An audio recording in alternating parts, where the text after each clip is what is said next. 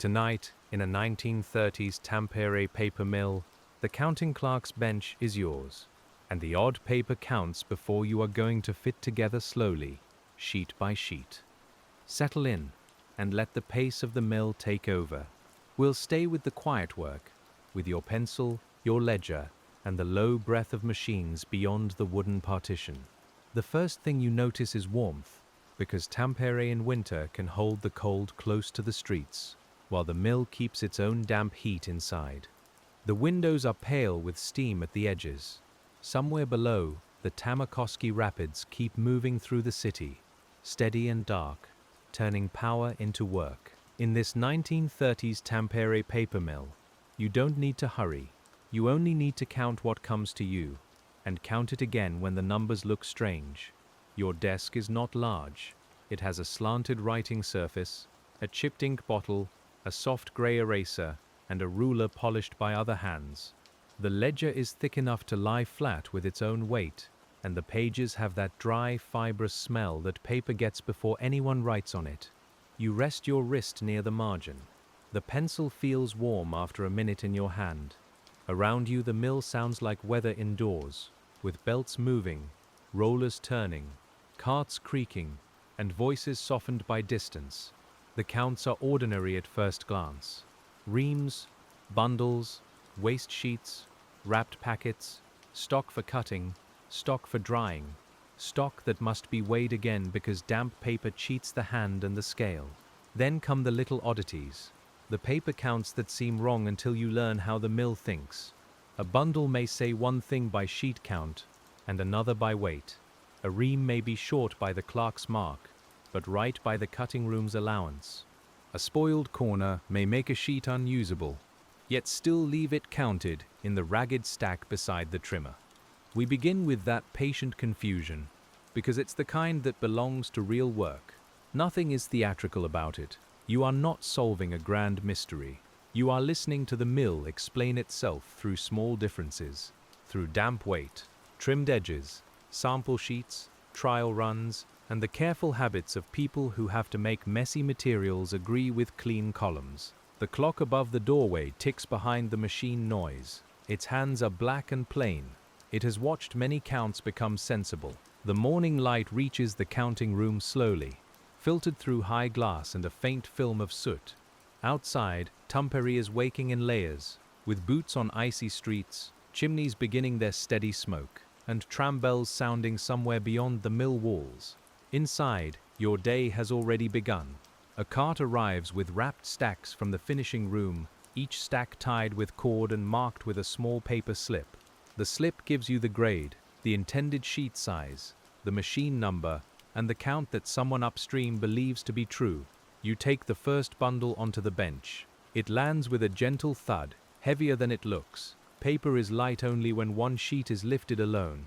In quantity, it becomes a quiet brick, dense with water, pulp, pressure, and time. You slide the cord loose, keeping the knot intact if you can, because string is used again when it still has strength. The top sheet is cool and faintly smooth. When you lift one corner, it whispers against the sheet below it, a dry, soft sound, like a sleeve brushing a table. In the 1930s Tampere paper mill, a count is never just a count. It belongs to the machine tender who watched the wet web form on the wire. It belongs to the drying loft, where heat and air pulled water away. It belongs to the cutter who turned wide rolls into usable sheets. It belongs to the packer who squared the corners with the side of one hand. And now, for a little while, it belongs to you, because the ledger needs the mill to become legible. You count in lifts, not one sheet at a time, unless the stack demands punishment. Your thumb learns the thickness of 5, then 10, then 25. The sheets flex against your fingers. Some are crisp at the edge, others a little soft, as if they held the room's breath too long. You tap the stack twice on the bench to square it. A faint powder rises, paper dust and dried sizing, and it catches in the nose with the mild scent of starch, pulp, and machine oil drifting in from the floor. The first odd count is small. The slip says 500 sheets. Your lift count suggests 496. That would be too neat a shortage to ignore, but not large enough to startle anyone.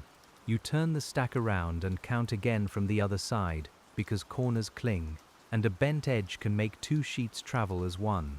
The second count gives 498. The mill has already begun its soft little argument with itself, and you answer it by slowing down. There is comfort in not deciding too quickly. You take the top lift, fan it gently, and feel where the cut edge drags. Two sheets near the middle have married themselves along a damp line, almost invisible until your nail finds the place. You separate them without tearing the surface. The count becomes 500. The slip was right. Your first count was wrong. There is no shame in it. The paper only asked you to listen more closely. By the time the next cart arrives, the room has warmed enough for the window frost to retreat from the lower panes, and the work begins to settle into your hands. You mark the bundle as checked. You write the grade name in careful letters, because in a paper mill, a careless letter can be as troublesome as a careless number. A small blot spreads at the end of the line. You wait for it to dry. The ink smells metallic and dark, while the paper beneath it drinks the mark with a slow, humble patience. Another bundle comes from a trial run, and these are always more peculiar. The paper is not quite the usual shade. It carries a faint cream tone, though the order wants something closer to winter white. The sheet size is correct, or nearly correct after trimming. The weight is the problem. The scale says the bundle has too much substance for the count on the slip. You know enough by now to avoid suspicion. Paper holds water in ways that ledgers don't show, especially on a damp morning beside a river city.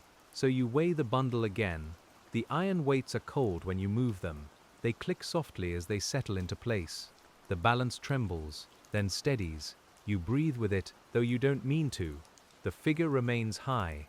That means the count may be right, and the paper simply heavier than intended, perhaps from a pulp mixture that took too much filler, or from drying that stopped a little early. The mill doesn't confess in words, it confesses through surfaces, weights, edges, and the small resistance under your thumb.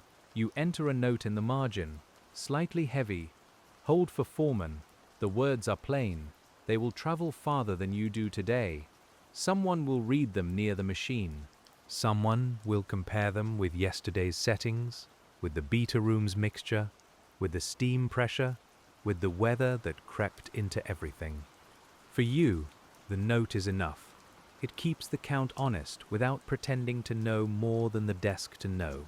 Near mid-morning, the bell sounds from another part of the building, softened by brick and timber, and we move with it into the wider rhythm of the Tampere paper mill. Your bench is still the center of the day, but the numbers reaching it have begun in rooms that smell stronger than yours. Pulp has its own odor, wet and woody, with a faint sourness when old rags or recycled stock are part of the mixture. Steam carries that smell through gaps in doors. It settles in your hair and sleeves. You step away from the desk to collect a set of slips from the cutting room. The floorboards change under your feet. In one passage they are smooth, worn by years of boots. In another, they tremble faintly with the machines below. The walls are painted a tired light color, not clean exactly, but bright enough to help in winter. Pipes run overhead. Some sweat with heat, some tick as they expand. A man passes carrying a wooden form, and you make room without speaking, because the mill has many narrow places, and everyone learns the dance of shoulders. The cutting room is brighter and sharper. Here the sheets are squared and trimmed, and the air carries the clean bite of newly cut paper. Guillotine cutters stand solid and heavy, their tables marked by use. You don't linger near the blade, not from fear, but from habit and respect. Work goes best when every hand knows where it belongs. The cutter gives you 3 slips and a nod. One bundle has an unusual allowance. Another has offcuts that are to be counted separately. The third has a corrected sheet size, written over the first in darker pencil. This is where the weird counts begin to fit more kindly. A stack may lose its edges and gain a new count. A sheet too large for one order may be cut down for another. Offcuts are not always waste, because a small paper mill has many appetites to feed. Labels, invoice slips, Packing papers, sample books, school exercise pages, and small commercial jobs may all find use for pieces that look like scraps to someone who doesn't work here. You learn to see leftovers as waiting material. Back at the bench, you spread the slips in a row. The paper edges make a pale fan across the wood. One order shows fewer full sheets than expected, but the offcut count is high. Another shows a surplus after trimming because the machine run was longer than the order required and the foreman decided not to stop the web too sharply. These choices leave traces. They make the ledger look peculiar until you understand the route each sheet has taken. Then the columns relax and you relax with them. Your pencil moves slowly. Finished sheets, 480. Offcuts usable, 120. Spoiled, 16. Held for shade, 30. You write every number as if it has a temperature.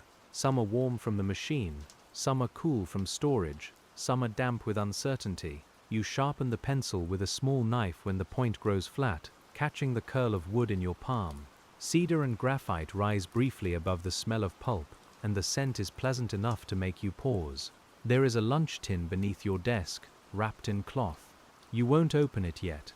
The morning still has weight in it. A clerk from another room brings a question about yesterday's tallies, and together you bend over the ledger, your shoulders almost touching. We can imagine the quiet courtesy of it, the way voices stay low because loudness would only bounce uselessly against the machine noise. You follow the line with your finger. There it is. A packet marked short was later completed with sheets from a held stack. The count was never wrong. It was unfinished. That matters more than it sounds. In the 1930s, mills like this depend on continuity, on remembering what a stack was yesterday and what it may become tomorrow. Paper rests between stages. It waits for drying, cutting, sorting, wrapping, sale. A number written too sharply too soon can cause trouble later, so your work has a softness in it. You count, yes, but you also leave room for the material to finish becoming itself. By midday, the light through the high windows shifts from grey to a thin winter brightness, and the Tampere paper mill seems to breathe more evenly. The morning rush has passed. Your hands know the bench now. They know where the ruler lies, where the ink bottle catches the cuff, and where the ledger's spine resists being pressed flat. Someone has swept near the doorway, leaving a damp stripe on the floor. The room smells briefly of water, dust, and soap, before the heavier mill smells cover it again. You open the lunch tin. Rye bread, butter, perhaps a slice of cheese, wrapped carefully. The bread is dense and slightly sour. It leaves crumbs on the paper you use as a mat, and you brush them into your palm before returning to work. You drink coffee from a cup that has gone lukewarm. It tastes a little bitter, a little smoky, and very welcome. Outside the window, the city gives no clear view, only pale shapes and the suggestion of roofs through steamed glass. The afternoon counts bring stored paper, and stored paper has a different character. It has cooled. It has settled. It has taken on the smell of the room where it waited, perhaps wood, dust, and a faint trace of wrapping paper. These stacks are less lively than the fresh ones. They don't cling as much at the edges, but they may have warped slightly, making the corners rise like quiet questions. You press them flat with both hands. The surface gives a soft sigh as air moves between the sheets. One lot from a previous week carries a number that looks impossible beside today's order. The ledger shows more sheets available than the storage rack seems to hold. At first, the mismatch sits there like a pebble in the shoe. You could force the number down, call the surplus an error, and move on. But that would be too quick for this place. The Tampere paper mill has taught you that a count may be hiding in another form, under another label on another shelf, waiting for someone patient enough to follow it. So you look at the rack marks. Each shelf has its chalk sign, smudged by sleeves and time. You find the grade, then the size, then a secondary mark that tells you the sheets were divided after inspection.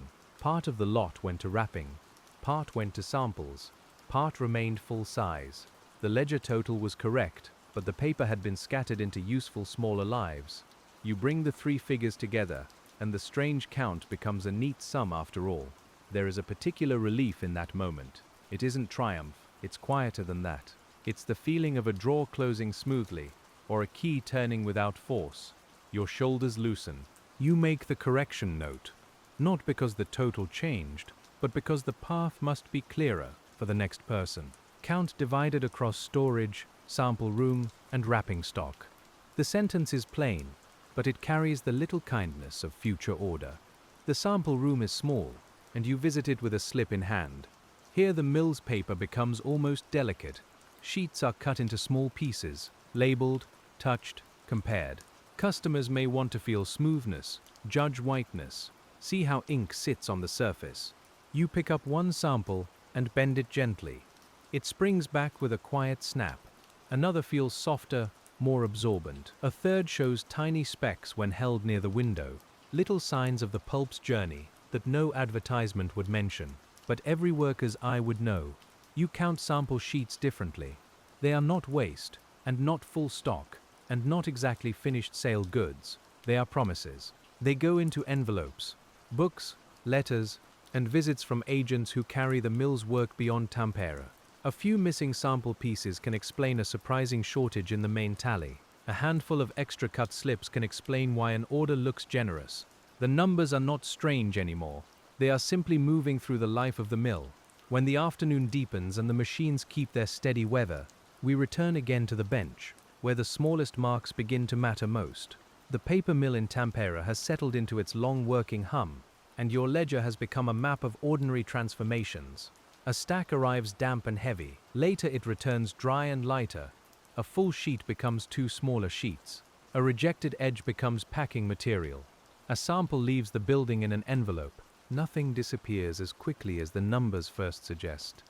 You rub your thumb and forefinger together. They feel dry from handling paper. The skin catches slightly, as if it has learned the grain of the day. There is dust in the crease of your sleeve. The pencil has left a grey shine near the side of your hand. These are small signs, barely worth mentioning in a formal report, yet they're the signs by which the body understands work. Your mind follows columns, but your hands follow texture. A foreman brings the held bundle from the morning. The slightly heavy trial paper has cooled, and some of its dampness has left it. You weigh it again. The iron balance moves with its old patience.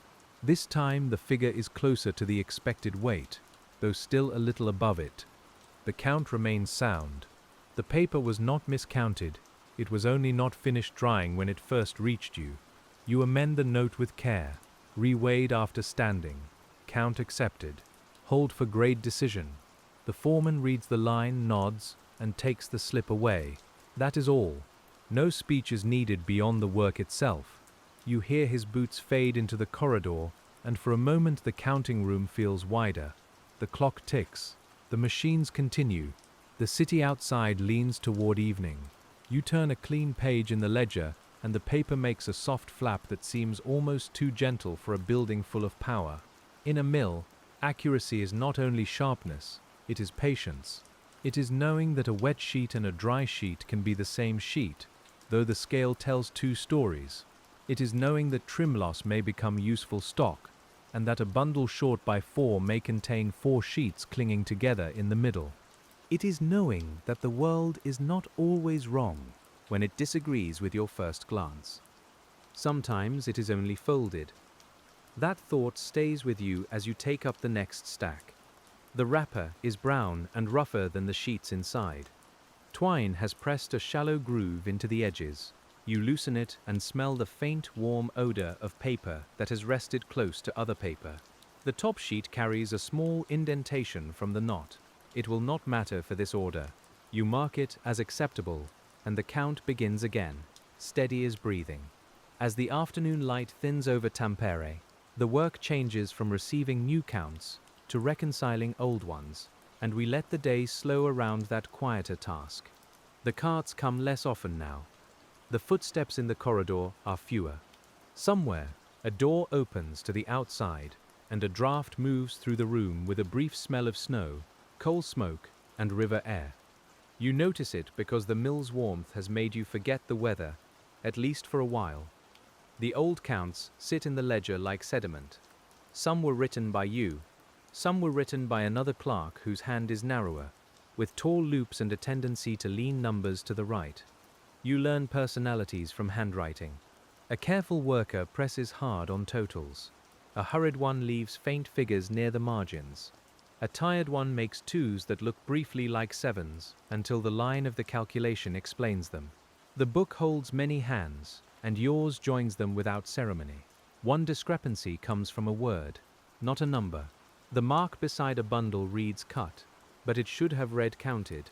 In Finnish mill practice, shorthand and habit could do as much work as formal language, especially when the same people handled the same materials day after day. Still, a small word can bend a total. You compare the date, the order slip, and the storage note. The paper was counted before cutting, not after. The apparent surplus is only a shadow cast by timing. You correct it gently. You don't scratch through the old mark with anger. You draw a clean line and write the clearer word beside it. The sound of pencil on paper is almost hidden beneath the mill, but you hear it because it belongs to your square of the room. Graphite has a dry voice. Ink has a wetter one. Ledgers remember both. A young runner brings a stack of slips and waits by the doorway, shifting from one foot to the other. His cheeks are red from the colder passage. You take the slips and thank him, and he goes away quickly. Glad to be moving again, you sort them by order, then by grade, then by where the paper has been. This is one of the quiet arts of the counting bench. Before a number can be checked, it must be placed among its relatives. Otherwise it sits alone and looks stranger than it is. The slips smell of many rooms. One carries oil from the machine floor. One has a faint dampness from the drying area. One is dusty from storage. Another has a thumbprint in grey. You arrange them under the lamp, and the day's puzzle gathers itself into a shape you can hold. Here is the original run. Here is the trim. Here is the sample draw. Here is the rejected top sheet from each bundle, removed because wrapping had marked it. Here is the small shortage that isn't a shortage when all of this is remembered. The mill's counts fit because the mill is whole. That is the quiet secret. Each room sees only its portion, and each portion is true. But the counting clerk must sit where the portions meet. You are not above the work. You are inside it. In a different way, with pencil dust on your fingers instead of pulp under your nails. Your bench is a crossing place. Materials pass through as numbers, and numbers return to the material world as orders, bundles, wages, and trust. Evening does not arrive all at once in the Tampere paper mill. It gathers first in the upper corners where the window light goes blue. Then it settles along the corridor and under the bench. The lamp becomes more necessary. Its shade casts a warm circle over the ledger, and outside that circle the room softens. You can still hear the machines, but they seem farther away, as if wrapped in their own blanket of sound. The final bundles of the day are checked with slower hands, not careless hands, slower ones. Your body knows the shift is leaning toward its end, and it asks for gentleness. You square a stack against the bench edge. You feel the clean knock of paper against wood. You count the lifts, pause, count again, and write the total. The number agrees. That small agreement feels restful. It lets the page lie flat. A last oddity remains, because a mill rarely lets the day close without one more small question. The order calls for a certain count of cream-laid writing paper, but the wrapper contains a few blue-tinted sheets near the bottom. They are not many. They don't belong there. The color is faint, like cold morning seen through milk. You separate them and hold them aside. The count of cream paper falls short, but the combined count matches the wrapper. Someone mixed the tail of one stack with the head of another. This happens in places where real hands work. A stack is moved to clear a table. A wrapper is opened and reused. A few sheets wait at the side, and later they are gathered with neighbors they resemble in size but not in shade. You don't blame the unseen hands. You only sort what has been joined too casually. Cream to cream, blue to blue, shortage in one line, surplus in another.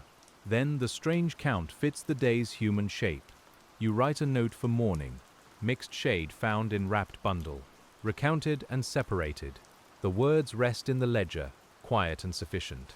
Tomorrow, someone may trace the error back to a table, a rack, or a tired hour near the end of another shift.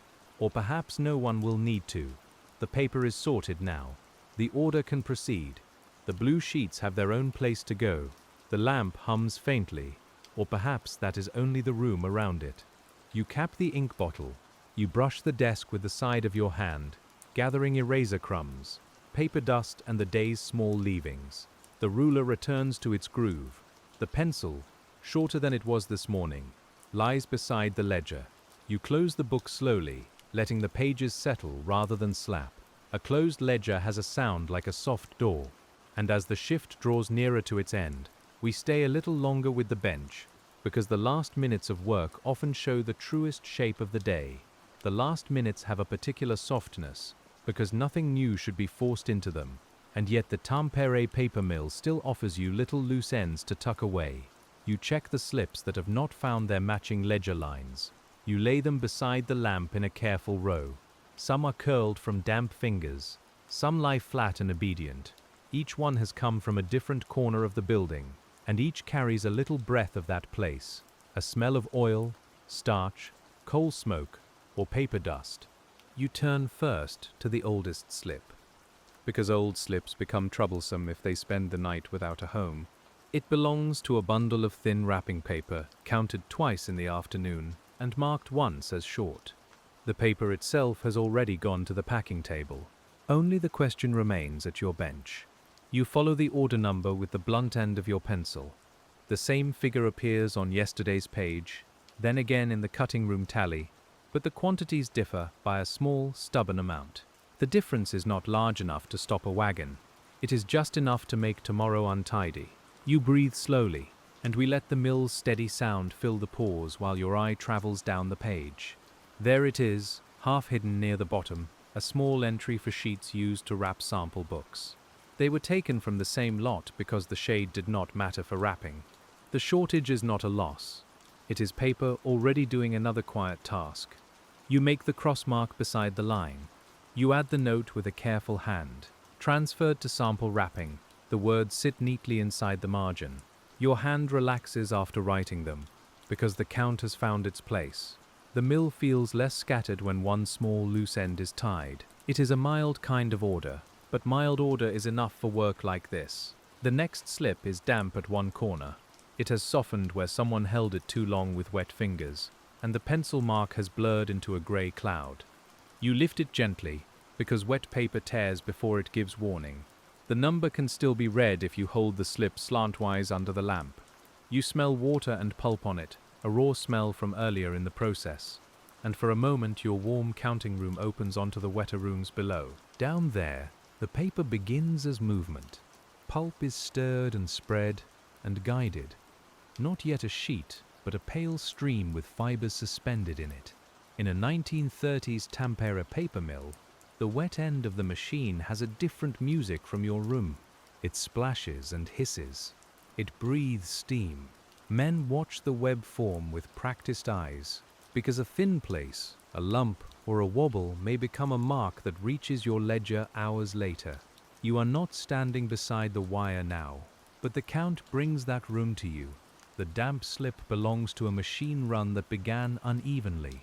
The first part was not fit for the order, though much of it could be dried and used for wrapping. That explains why the machine tally is higher than the finishing tally. It also explains the bundle of rough sheets near the storage rack, the one no one had quite named properly. The strange abundance was not extra sale paper. It was the beginning of a run finding its rhythm. You write slowly, because the explanation must fit without crowding the line. Start-up sheets held for wrapping stock. It is a simple phrase, yet it contains water, wire, felt, steam, and the patient waiting of a machine before it settles. Your pencil makes the mark. The blurred slip can rest. You place it under the ledger weight so it will dry flat by morning. A little later, the corridor grows quieter still, and the Tampere paper mill seems to turn inward, as if each room is listening to its own work. The carts have stopped coming for the day. The distant machines continue, but their sound feels less like demand and more like weather. You stand for a moment and stretch your fingers. The joints feel stiff from counting lifts and holding the pencil. Your fingertips are dry, almost polished by paper. The storage clerk steps in with one final question, carrying cold air on his coat. He has found a shelf mark that disagrees with your ledger. You know the shelf before he finishes speaking, because that shelf has been troublesome all week. It holds odd sizes, half orders, sample leftovers, and packets waiting for a customer's decision. Every mill has such a place. Every ledger has a corner where certainty goes to become patient. You take the lamp and walk with him. The light moves along the wall, catching pipe joints, nail heads, and flecks of dust floating in the warm air. Your shoes make soft sounds on the boards. At the shelf, the packets sit in uneven rows. Some are tied with old string. Some are wrapped in paper already printed on one side, because a mill wastes little when a wrapper can still serve. The shelf smells of dry fiber, wood, and the faint sourness of old glue. The mark says 200 sheets. The packet holds 150, or so it seems by thickness. You do not open it at once. You look at its shape. It is too firm for 150 of this grade. You loosen the wrapper and find the answer in the middle, where a divider sheet separates two smaller lots. One is fine writing paper, the other is heavier cover stock cut to the same size. Together they misled the eye. Apart, they make two honest counts. You and the storage clerk stand there in quiet agreement. He gives a small breath through his nose, not quite a laugh, just the sound of a man pleased that the shelf has explained itself. You carry both counts back to the bench. The heavier stock goes under a different line. The writing paper returns to its order. The number that looked wrong was simply two materials wearing one wrapper for warmth. Back at the desk, the lamp circle feels familiar again. You record the separation and the new shelf marks. The ink flows more slowly now, thickened a little by the cooling room. You hold the nib carefully so it will not blot. The paper accepts the line with a faint dark spread. Outside the circle of light, the day's dust has gathered along the desk edges, and the whole room smells of work that has nearly finished speaking. When the evening deepens over Tampere, we move from the day's last questions into the older habits behind them. Because the mill's odd counts did not begin this morning. They belong to systems carried forward by memory, custom, trade, and the stubborn variety of paper itself. You turn back through earlier ledger pages. The paper under your hand becomes smoother in places where many fingers have passed. Some pages carry faint stains, some hold pressed crumbs of graphite. The book is an archive of touch. A count in a paper mill has many ancestors.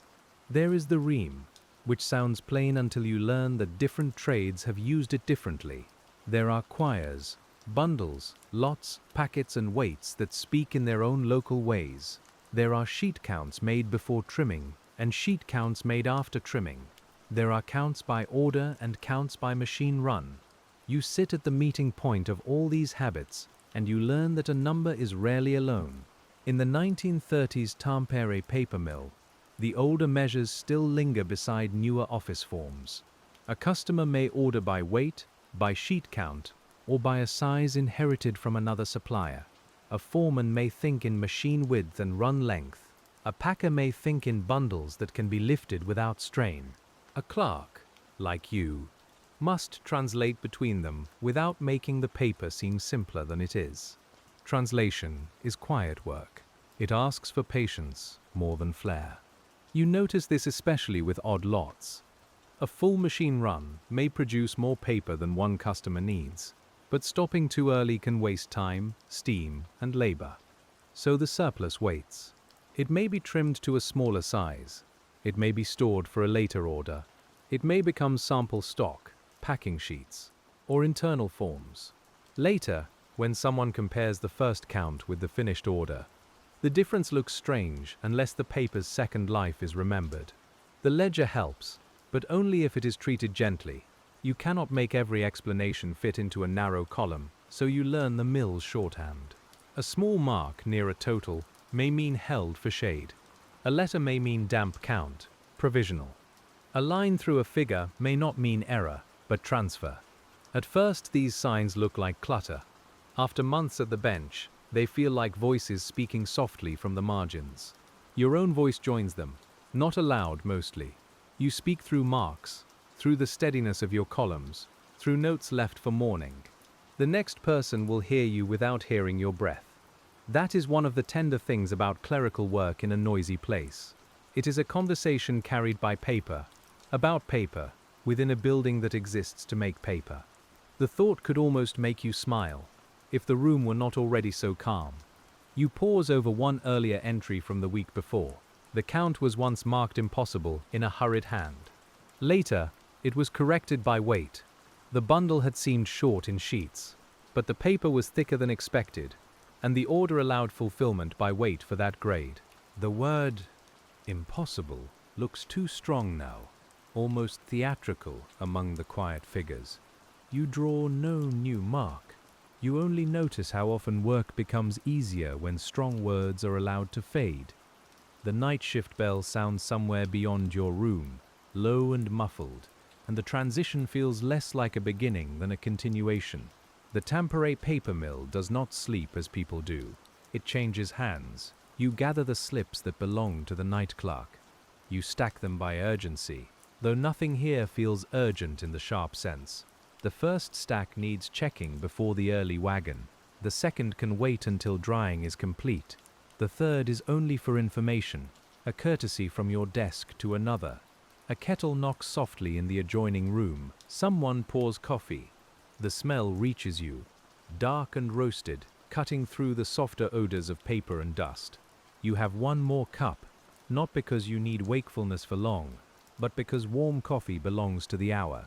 The cup warms your palm. Its rim is chipped on one side. You turn the chip away from your mouth by habit, as others have done before you. The night clerk arrives with his coat still buttoned, bringing the outside cold with him. His hands are reddened from the walk. You show him the damp slip drying under the ledger weight, the separated shelf stock, and the cream paper that held a few blue sheets by mistake. He listens with his head slightly bent toward the lamp. The machines make a soft wall behind your words. He asks one question about the trial run, and you answer by pointing to the margin note. This is how a mill remains continuous, not through speeches, but through small transfers of attention. You tell him which counts are firm and which still breathe a little. You show him the stack that should not be closed until morning, because damp weight has lied once already today. He nods. His pencil goes behind his ear. Your hands withdraw from the day's papers, and his hands take their place. For a few minutes you both stand at the same bench, one shift overlapping another. The lamp shines on 4 hands, 2 ledgers, 3 piles of slips, and the edge of a ruler worn smooth by use. There is a quiet companionship in this overlap. The work is yours, then his, then someone else's. Yet the paper itself passes through all of you without caring for the boundaries. It only asks to be counted when it is ready, and not sooner. Before you leave, you take one last look at the day's page. The strange counts are not strange now. They have notes beside them. They have paths. They have reasons. A shortage became sample wrapping. A surplus became startup stock. A mismatched shelf became 2 materials in one wrapper. A damp, heavy bundle became acceptable after standing. The page no longer feels like a puzzle. It feels like a room tidied without noise. And as the night clerk settles into the chair, we follow the counts a little farther into the mill's darker hours, where the same paper keeps changing under lamp glow and steam. You are not finished with the mill. Not quite. In this next stretch, you move as the night worker who inherits the bench, the one who listens while the building grows quieter around its machines. The Tampere paper mill is still warm, still humming, still full of slow arithmetic. The night air presses against the windows. Inside, the lamps make yellow islands in the passages. Shadows gather under carts and along the lower shelves. The machines do not become mysterious. They remain practical, bolted, oiled, and attended. Yet at night, their sound seems larger, because fewer voices cross it. You sit at the counting bench and feel the chair hold the shape of the person before you. The wood is warm at the edge, where another arm rested. Night counting begins with restraint. You do not disturb stacks that are still cooling unless their slips demand it. You do not close a line if the paper has not finished drying. You do not trust a wrapper that has already fooled the day shift once. The inherited notes guide you like small lamps.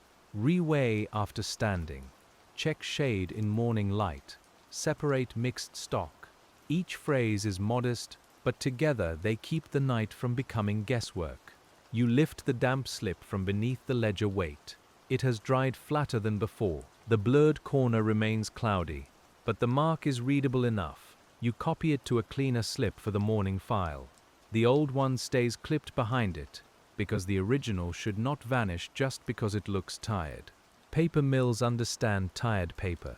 They make new sheets, but they also live among creases, stains, and reuse. A packet from the drying room arrives near the middle of the evening. The worker who brings it says little. His cap is dusted with lint, and his sleeves smell of heat. The sheets inside are warm, almost bodily, and when you open the wrapper, a soft breath rises from them. Warm paper has a sweetness to it, faint and dry, like starch and sunlit wood. You hold your hand above the stack before touching it, letting the last heat move into the room. The slip says the count is provisional. That is a kind word. It means the mill is telling you not to pretend too soon. You count the lifts, feeling the warm edges slide under your thumb. The sheets cling less than the damp morning sheets, but more than fully rested stock.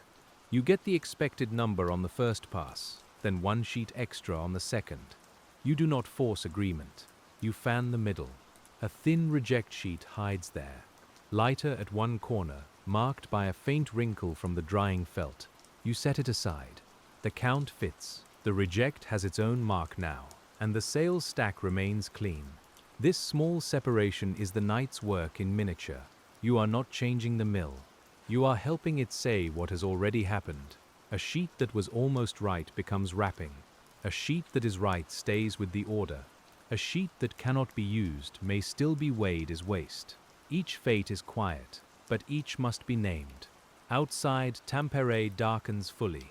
The river is no longer visible, but you can sense its nearness in the cold that gathers near the walls and the deep undertone beneath the city's industrial sounds. Water has powered mills here for generations, turning local geography into rhythm, wages, smoke, and ledgers. You do not need to think of all that directly.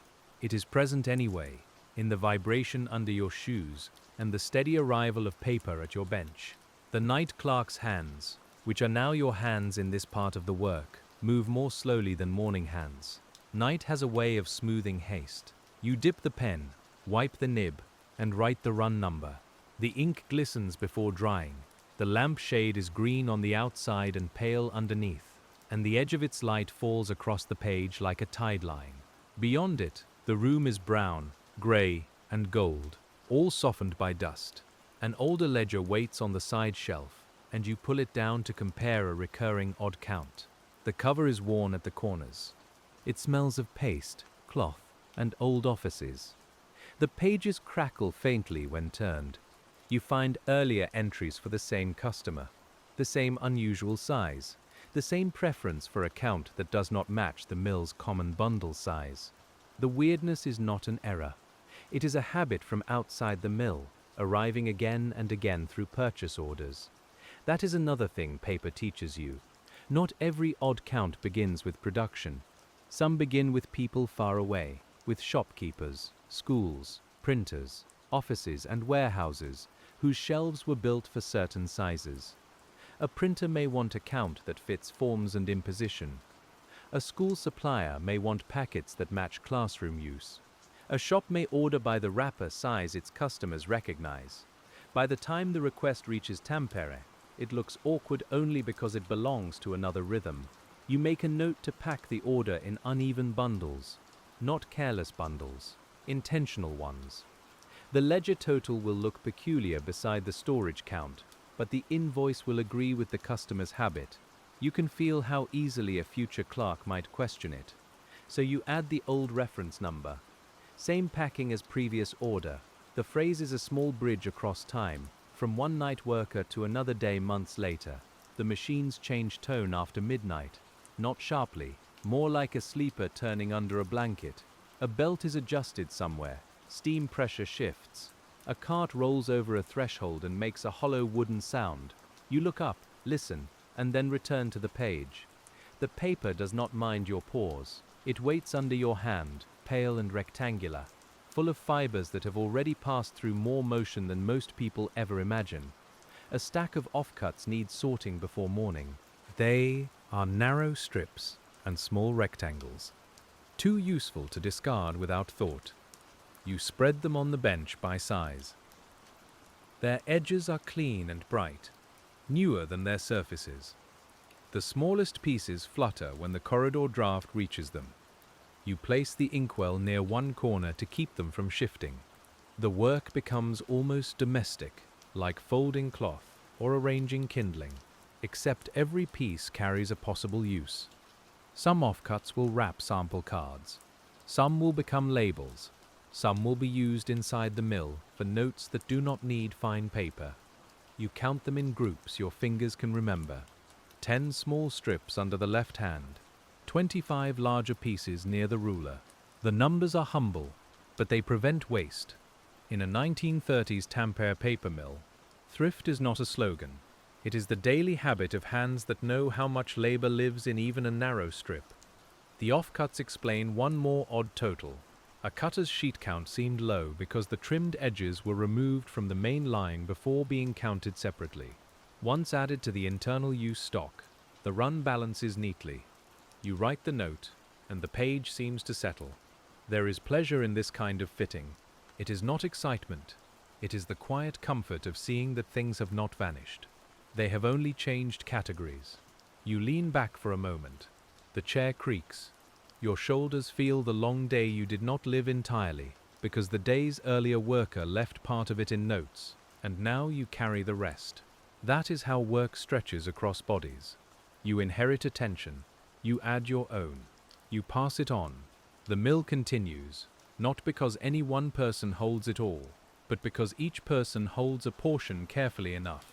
Toward the small hours, the air grows drier near the lamp and cooler at the ankles. You pull your coat closer without buttoning it. The paper under your hand feels different now.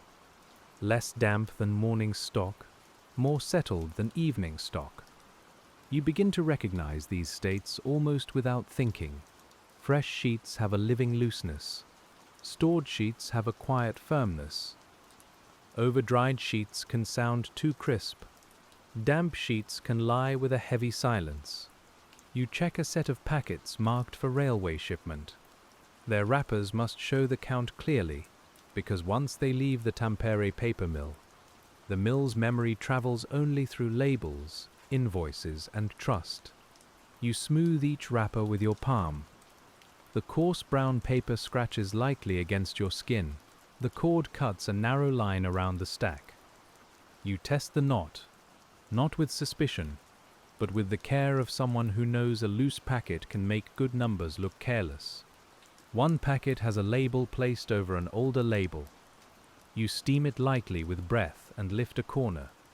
Beneath it is the mark from a previous order, crossed out but still readable. The wrapper was reused. That is sensible. But the old count, showing through faintly, could confuse someone in the warehouse. You replace the label with a cleaner one and copy the current figure in dark pencil. The old wrapper remains useful. It only needed a clearer voice. This, too, is part of counting. A count must be visible in the right place, to the right eyes, at the right time. Hidden truth causes almost as much trouble as error. You can have the correct total in the ledger and still make work harder if the packet speaks poorly. So you make the outside match the inside. Your hand moves over the wrapper, and the pencil leaves thick, calm marks that will survive handling. The next packet is correct but uneven. The sheets inside have settled with one corner low, making the bundle look short.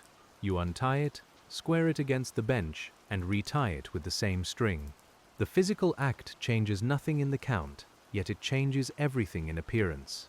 A straight bundle reassures the hands that lift it. It reassures the eyes that check it. Order is sometimes a matter of corners meeting cleanly. As the small hours move on, we follow the paper toward the edge of departure, where mill counts become trade counts, and the building's private logic must face the wider world.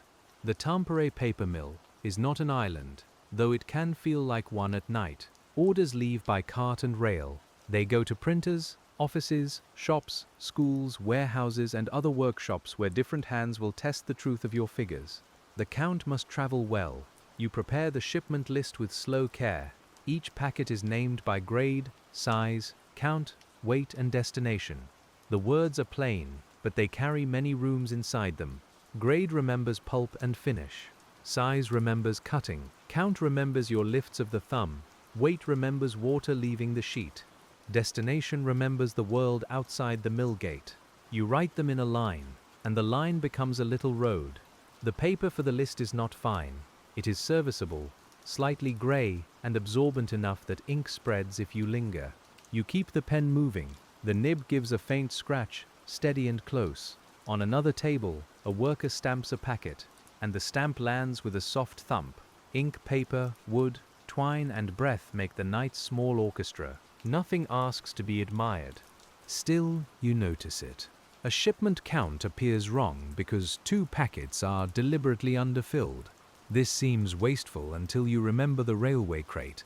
The crate must close flat. A full packet of the heavier grade would raise the lid too high and risk crushing the edge. So the surplus sheets travel in a slimmer packet beside it, marked as balance stock. The total is correct, divided for the sake of wood, rope, and distance. A count that fits a ledger must also fit a crate. You walk to the packing area to see it yourself. The crate smells of fresh pine and cold air from the loading door. Its boards are rough along the inner edge. Straw lies nearby for cushioning, dry and faintly sweet. The packets sit inside like pale blocks, their wrappers warming slightly under the lamp. You place your hand on the top layer and feel that the lid will settle without pressure. The odd split count makes physical sense. Back at the bench, you record the division. 2 packets underfilled to fit crate, balance packet included. The explanation is almost too ordinary to write, yet without it the morning office might wonder. Ordinary reasons are worth preserving. Many errors are only ordinary reasons that no one wrote down. You let the ink dry before turning the page, because a smeared note is a small discourtesy to the person who must read it. By now the mill has become familiar in darkness. You know which floorboard complains near the door. You know where the draft slips under the wall. You know how the lamp smells when it has been burning for hours, a faint heated metal scent mixed with dust. Your own breathing has found the pace of the room. Count, write, check, wait. Count, write, check, wait. The repetition is not empty. It is the work making a cradle out of attention. Another set of figures brings you back to the old matter of moisture. Paper is never entirely separate from air. On a wet day, it takes up a little from the room. In dry heat, it releases a little. The difference may be slight in one sheet and meaningful in a bundle. In the 1930s Tampere paper mill, before later instruments made many measures easier, hands, scales, and patience did much of the judging. You learn the weather through paper's weight. The packet before you has lost weight since its afternoon mark. Not much. Enough to confirm it was still drying then. You compare the new weight with the standard for that grade. It fits within the allowed range. The count was doubted earlier because the bundle felt heavy. Now the scale and the lift count agree. You add the night weight beside the day weight. 2 figures tell a calmer story than one. The paper did not change identity. It only exhaled. You hold a single sheet from the packet and flex it gently. It bows, then returns. The surface catches the lamp with a dull, even sheen. It is not luxurious paper, but it is honest paper. Good for forms, letters, accounts, lists, and all the modest documents by which life holds itself together. Your thumb traces the edge. There is no burr from the cutter. The sheet is ready to leave the mill. That readiness is not dramatic. It comes quietly, after water, pressure, heat, trimming, sorting, wrapping, counting, questioning, and waiting. You feel that sequence in the sheet, not as a grand chain but as a set of rooms connected by footsteps. Someone adjusted the pulp, someone watched the web, someone tended steam, someone trimmed the edge, someone tied the packet. You count it now, and the sheet's long day becomes a number that can travel, near dawn. Though dawn is still only a paleness imagined beyond the walls, the night's last reconciliation waits in a narrow column. A lot of ruled paper has an odd leftover count after the printer's guidelines were applied. Ruled paper always brings another layer of arithmetic. Sheets may be counted before ruling, after rejects, and again after cutting into pads or packets. A misaligned line can remove a sheet from one purpose, but not from every purpose. You examine the rejected ruled sheets. The blue lines sit slightly high on some, slightly low on others. The paper itself is sound. For formal writing pads, the error matters. For internal note slips, it does not. You separate them into two piles. Your fingers feel the faint ridges where ink has dried on the surface. The blue is soft under the lamp, almost grey. The smell of ruling ink differs from writing ink, a little sharper, a little more oily. The main order count falls short by the rejected sheets. The internal stock count rises by the same number. The total fits. Again, the mill has not lost paper. It has changed its mind about what the paper is for. You write the transfer in the ledger, and the ruled sheets become less disappointing. They are not failed pages. They are pages meant for a humbler task, and humble tasks fill whole buildings. A worker collecting internal supplies will use them tomorrow for notes, tallies, reminders, and quick sums. Someone may write steam pressure on one. Someone may write a lunch order. Someone may mark a crate count and pin it under string. The slightly misplaced blue lines will not trouble those uses. The paper will still carry words. That is enough. You stack the sheets neatly, and the pile seems almost relieved to have been named. The night thins. You can feel it before you see it. The air near the windows changes first, becoming less black and more grey. The machines continue, but the building begins to expect footsteps from the day shift. You gather the completed notes. The ledger page is full but orderly. Some ink is darker, some lighter. Pencil corrections sit beside pen entries. The page looks worked, not messy. It has lived through the night. You clean the pen. The nib wipes dark against a scrap. You sand a small blot on one line and brush the grains away after they drink the shine. The sand feels fine and dry, almost like powdered stone. Your hand is slower now. Sleep would come easily if the chair were softer and the mill less upright around you. But the work still holds you kindly. It asks only for the last few pieces of attention. The day clerk arrives before the sun has fully found the windows. His coat smells of cold wool and outside streets. You show him the shipment division, the dried weight, the ruled paper transfer, and the reused wrapper with the clearer label. He listens as you listened before. The bench becomes a crossing place again. The same lamp, now unnecessary, but still burning, lights both of you in the grey hour. The paper waits between shifts without impatience. You pass over the slips in order. This one is closed. This one needs morning light for shade. This one should be checked against the railway invoice. This one is only a note about internal stock. The words are quiet and practical. They keep the work from snagging. The day clerk marks 2 points with his pencil. His hands are fresh, but his eyes are still waking. The ledger does not mind. It has seen every state of human alertness. As dawn finally touches the high windows, we return to the day's broader flow, following the counts that survived night and now meet morning inspection. Tampere outside is pale and cold, with smoke rising straight where the air is still. Inside the paper mill, the first light shows what lamps could only suggest. Cream paper reveals its warmth.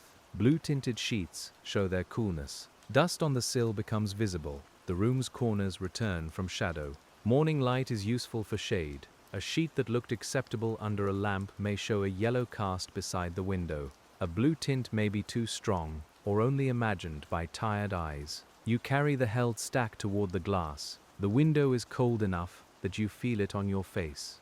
You hold two sheets side by side. One is the standard, one is the questionable lot. Their difference is slight, but real. The held paper belongs with a different order. This explains another count from yesterday. The questionable sheets were included with the main lot by size, but not by shade. Once separated, the main order is short, and the secondary stock gains exactly that amount. The fit is so neat it feels inevitable, though it only became clear under morning light. You write the transfer. The window shows its pale reflection in the ink. The paper's color has spoken, and you have listened. Shade work has a gentleness of its own. It depends on eyes rested enough to see small differences without inventing them. You turn sheets this way and that, because light can flatter one surface and betray another. You avoid judging too close to the lamp, too close to steam, or too near colored wrappers that cast their own faint mood.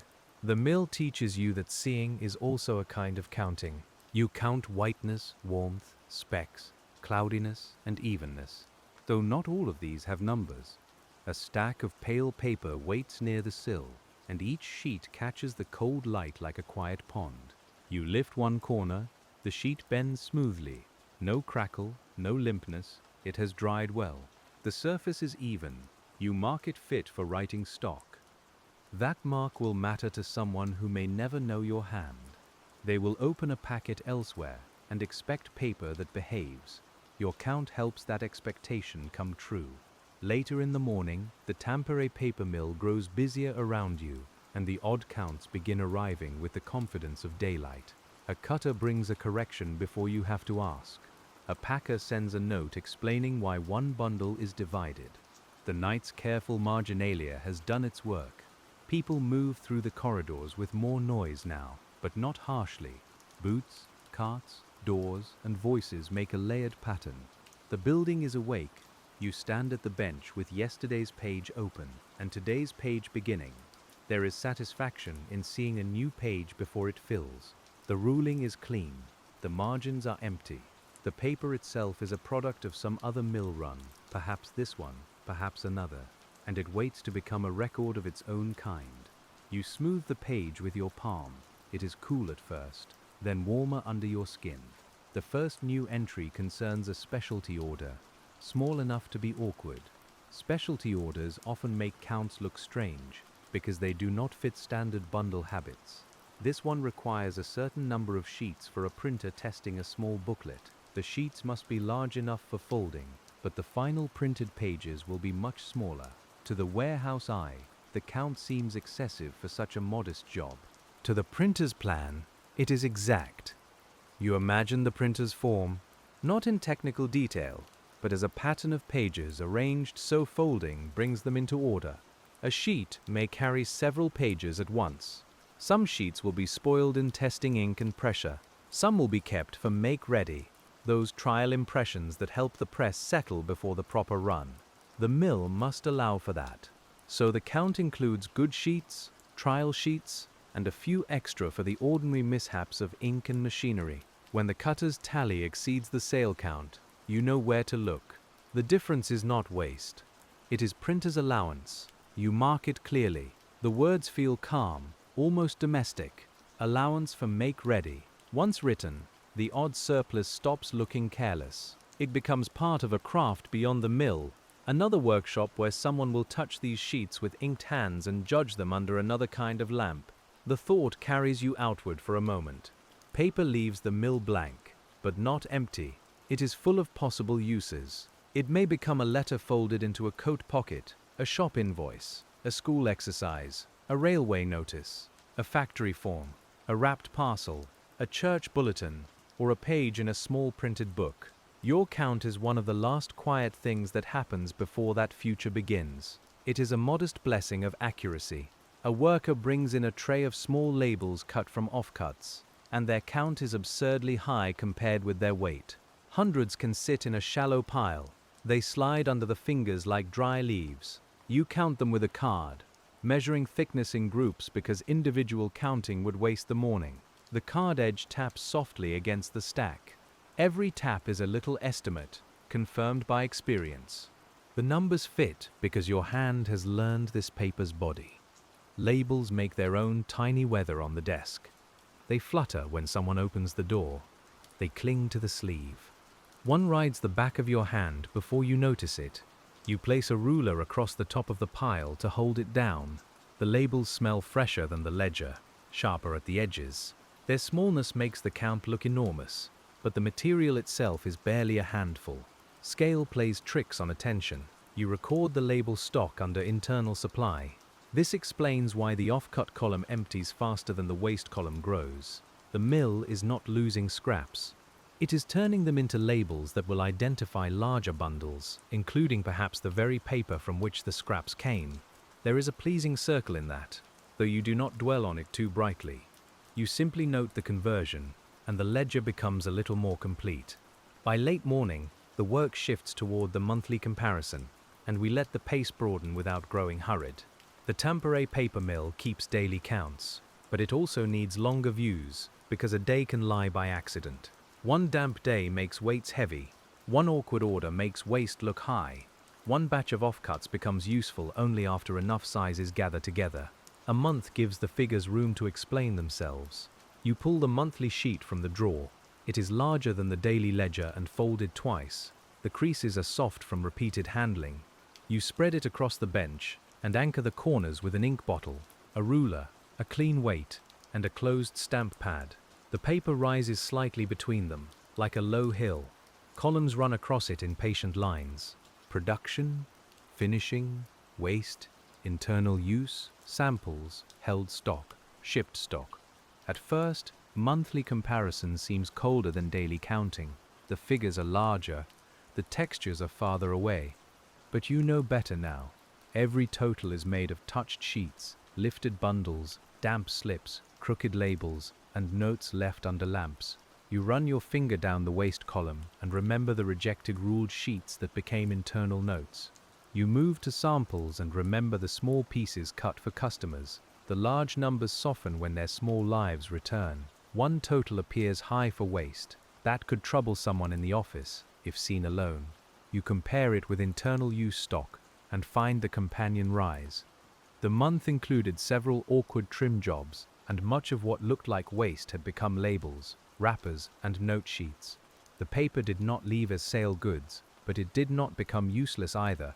You write the explanation in the monthly margin. High trim offset by internal conversion. The phrase is plain, but you feel the truth of it in your fingers. You have counted the labels. You have sorted the strips. You have seen small paper become necessary paper. That is why the count fits. Not by arithmetic alone, though arithmetic helps, but by memory joined to arithmetic.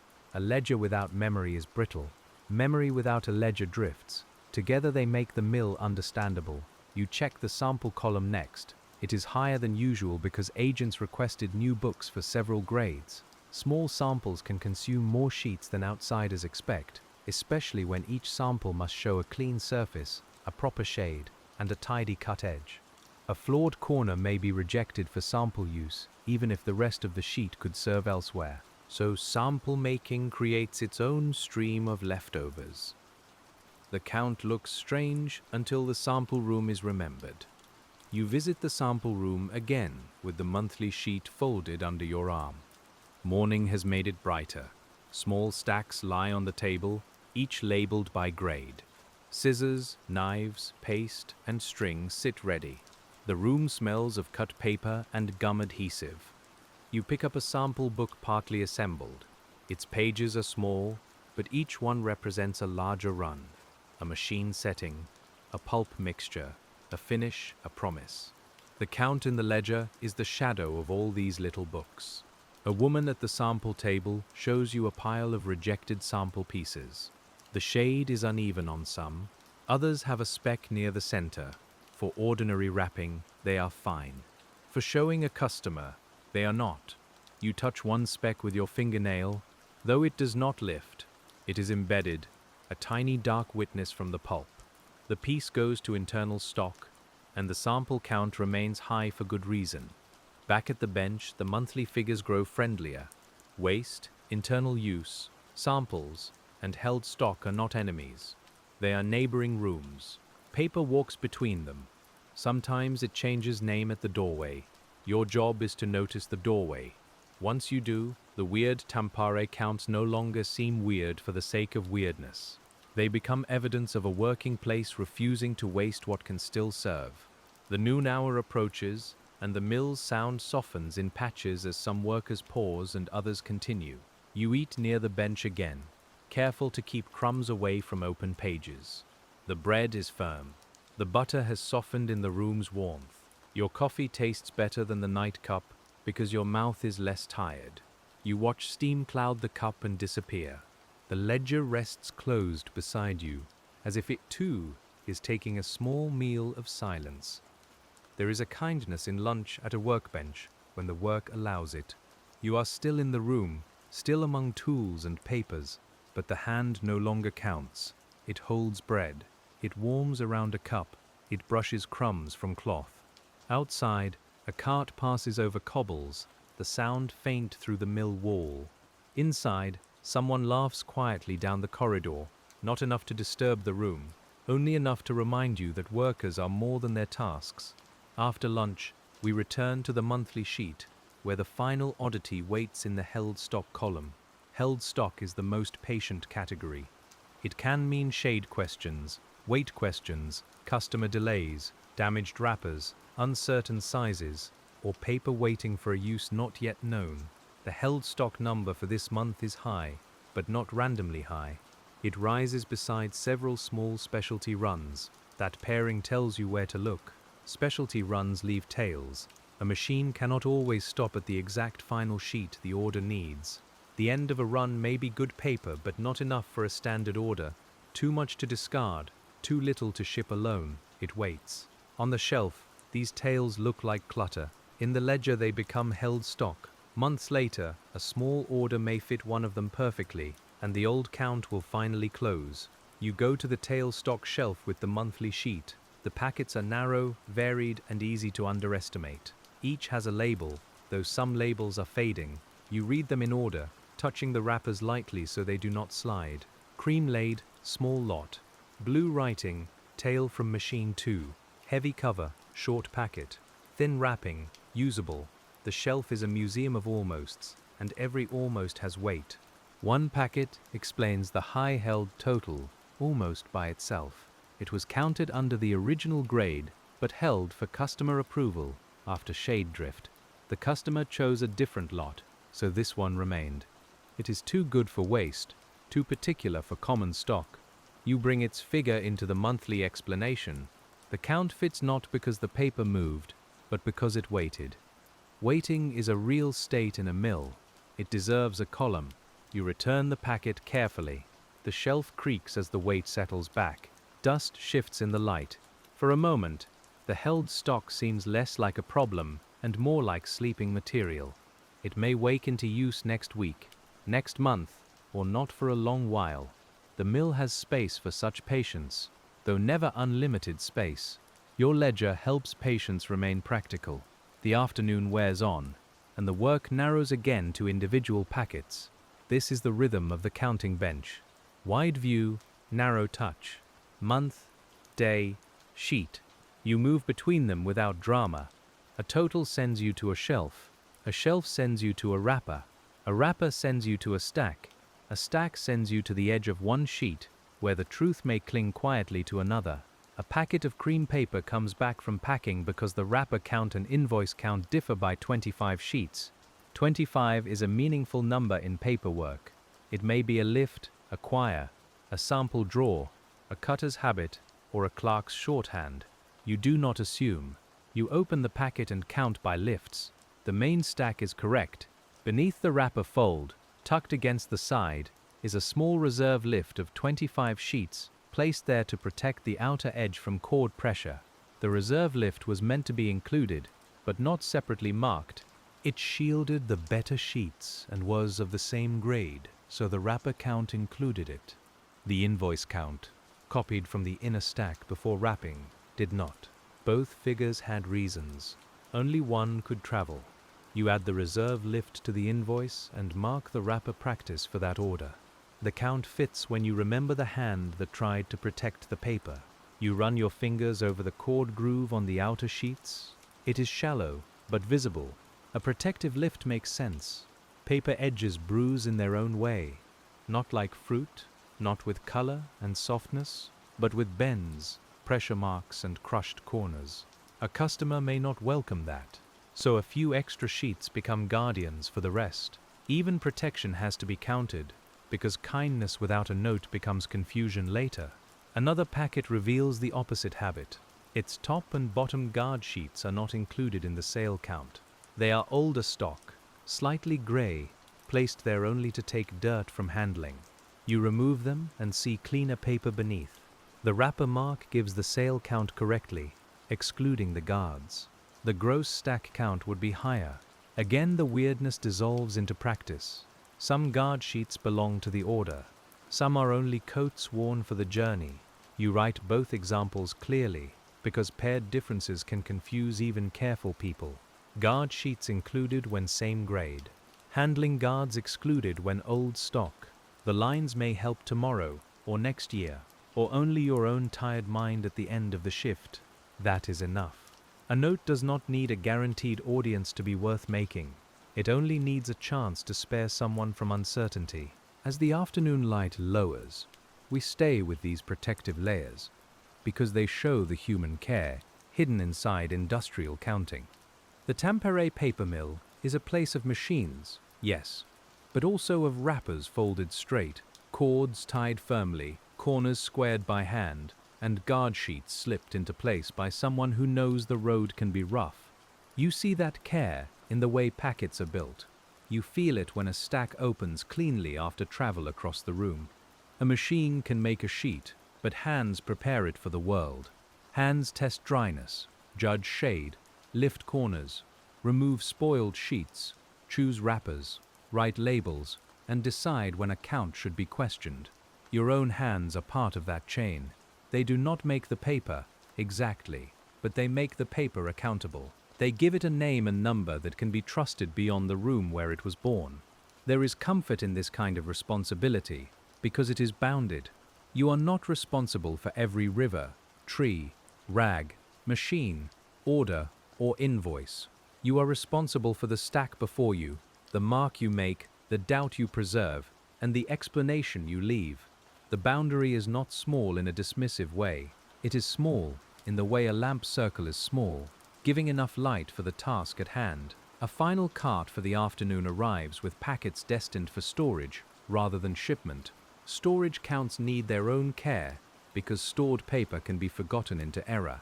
You check each label against the ledger. You note the shelf, the grade, the size, the count, and any condition that might matter later. Slight curl, shade warm, held for small orders, dry and ready. These phrases become handles by which the future can lift the packet without opening it. The storage room has a cooler breath than the counting room. The shelves are wooden and thick. The packets absorb sound. When you step inside, the mill seems muffled, as if paper has made the walls softer. Dust lies on the high shelves. Twine ends hang like pale threads. You slide one packet into place and feel the shelf take its weight. The packet will wait there quietly, perhaps for days, perhaps for months. The ledger will remember where. You return to the bench with the smell of storage on your sleeves. It is drier than the machine rooms, with hints of wood, old wrappers, and settled dust. The desk lamp is not yet needed, but the room has begun to dim. You enter the shelf marks before memory cools. A good shelf mark is a kindness to tired feet. It saves wandering later when a customer's small order must be filled from a packet that looks like many others. One storage entry has an odd partial count, neither full bundle nor standard packet. You already know its story now. It is tail stock from a specialty run, plus usable sheets recovered from sample cutting, combined because they share grade and shade. The count looks irregular because life joined two leftovers into one useful lot. You write combined small stock in the margin. It is not elegant, but it is true. The day leans toward evening again, and the cycle begins to resemble itself without becoming the same. That is the nature of mill work. Repetition returns, but every return carries small differences. The temperature shifts, the pulp mixture changes, a blade dulls slightly, A customer asks for an unusual size. A wrapper is reused. A worker grows tired near the end of a shift and tucks blue paper with cream. The ledger receives all of it, one line at a time. You sharpen the pencil again. The knife blade is cool and smooth. The shaving curls away in a thin strip, pale wood outside and graphite dust inside. You gather the shaving and place it in the waste tin. Even here, there is a tiny ritual of order. A sharp pencil changes the feeling of a number. It makes the figure stand cleanly. You write the next count, and the point moves with quiet certainty. A distant whistle sounds from outside, perhaps a train, perhaps a factory signal carried by the evening air. The sound is softened by brick and glass. It does not disturb the bench. It only places the mill inside the larger city for a moment. Tampere is not just this room, not just this paper. It is water, smoke, streets, workshops, homes, shops, and people carrying the day's labor back and forth under changing light. Your count belongs to that wider rhythm. The last packet before the lamp is lit contains paper cut for account books. The sheets are sturdy, meant to be ruled, folded, sewn, and handled for years. Their weight is pleasing in the hand. They resist bending a little, then yield. You count them with respect, because account book paper will become another kind of memory. Someone else will write numbers on it, perhaps in a shop, a farm office, a warehouse, or a school. Your ledger counts the paper that will become another ledger. That thought folds gently back on itself. Paper making records paper. Counts give birth to count books. Ledgers preserve the movement of sheets that may later preserve the movement of money, grain, cloth, repairs, wages, and weather. It is not grand when lived at the bench. It is only work. Yet the circularity has a calm beauty, like water passing a mill and continuing downstream. You find one extra sheet in the account book packet. One sheet is not much, but account book stock is valuable enough to mark carefully. You check for a missing guard sheet, a sample drawer, a stuck pair. Nothing explains it at first. Then you see the small pencil cross in the corner. It is a test sheet, included so the ruling room can check line spacing without drawing from the sale count. Extra, but not surplus. Useful, but not billable. Another small category, another fitting piece. You place it on top and mark test sheet included separately. The packet is tied again. The cord slides under your fingers, rough and familiar. You tuck the knot flat so it will not bruise the top sheet. The motion is small, but by now your hands do it with the ease of long practice. You are not only counting paper. You are learning how paper prefers to be handled. The lamp is lit as the windows turn gray, and the bench returns to its circle of warmth. We are near the place where one day hands itself to another, yet the work does not rush toward an ending. The Tampere paper mill keeps making, drying, cutting, sorting, and asking its quiet questions. You answer the ones that reach you.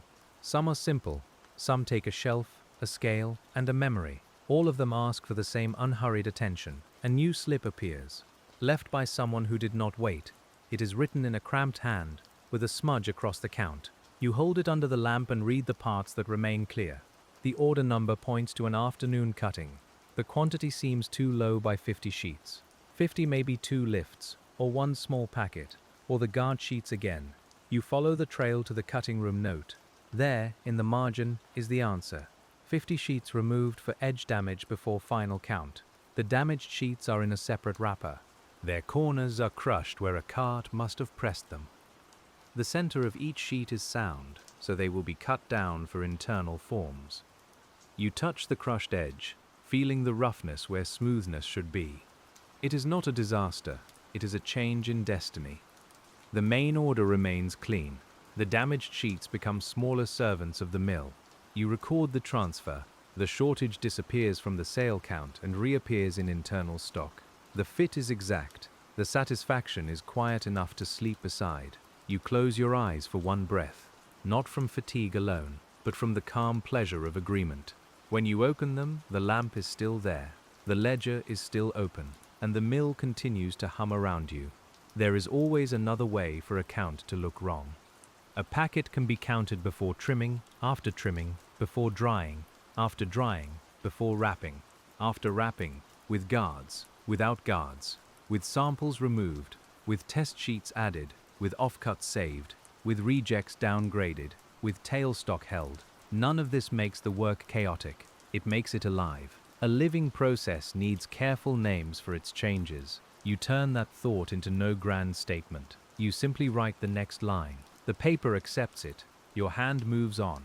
Outside, night gathers again over Tampere, and the high windows give back the room's reflection. In the glass, the lamp is a small golden oval. The ledger is a pale rectangle. Your head bends over the page. Behind that reflection, beyond the glass, the city is darkening into its own quiet counts of windows, footsteps, chimneys, and hours. A worker from the machine floor brings a final message about tomorrow's run. The pulp mixture will change slightly for a heavier grade. That means tomorrow's counts by weight will not match today's habits. You note it at the top of the next page. Heavy grade expected. Confirm by standard sheet weight. It is a practical note, but it also feels like a small invitation from the future. Tomorrow's paper is already approaching, not as sheets yet, but as preparation. His sleeve brushes the desk, leaving a faint trace of lint. You wipe it away after he leaves. The lint is pale, almost invisible, and soft between finger and thumb. So much of the mill exists in these small residues. Dust, fiber, graphite, ink, steam, oil. They settle on cuffs, ledgers, window ledges, and hair. At day's end, you carry a little of the mill with you, whether you notice or not. The hour grows later, but we do not hurry away. The counting bench is still warm. The packets are arranged. The slips are clipped. The strange figures have been given their explanations where explanations are available, and where they are not, they have been given honest waiting places. That may be the deepest skill here. Not every count must be forced closed the moment it troubles you. Some counts need air, light, dryness, or another worker's note before they fit. You place unresolved slips in the left tray. Resolved ones go in the right. Held stock notes are pinned under the brass clip. Shipment notes are folded into the invoice book. Your hands move through the arrangement as if setting a room for sleep. Each object has its resting place.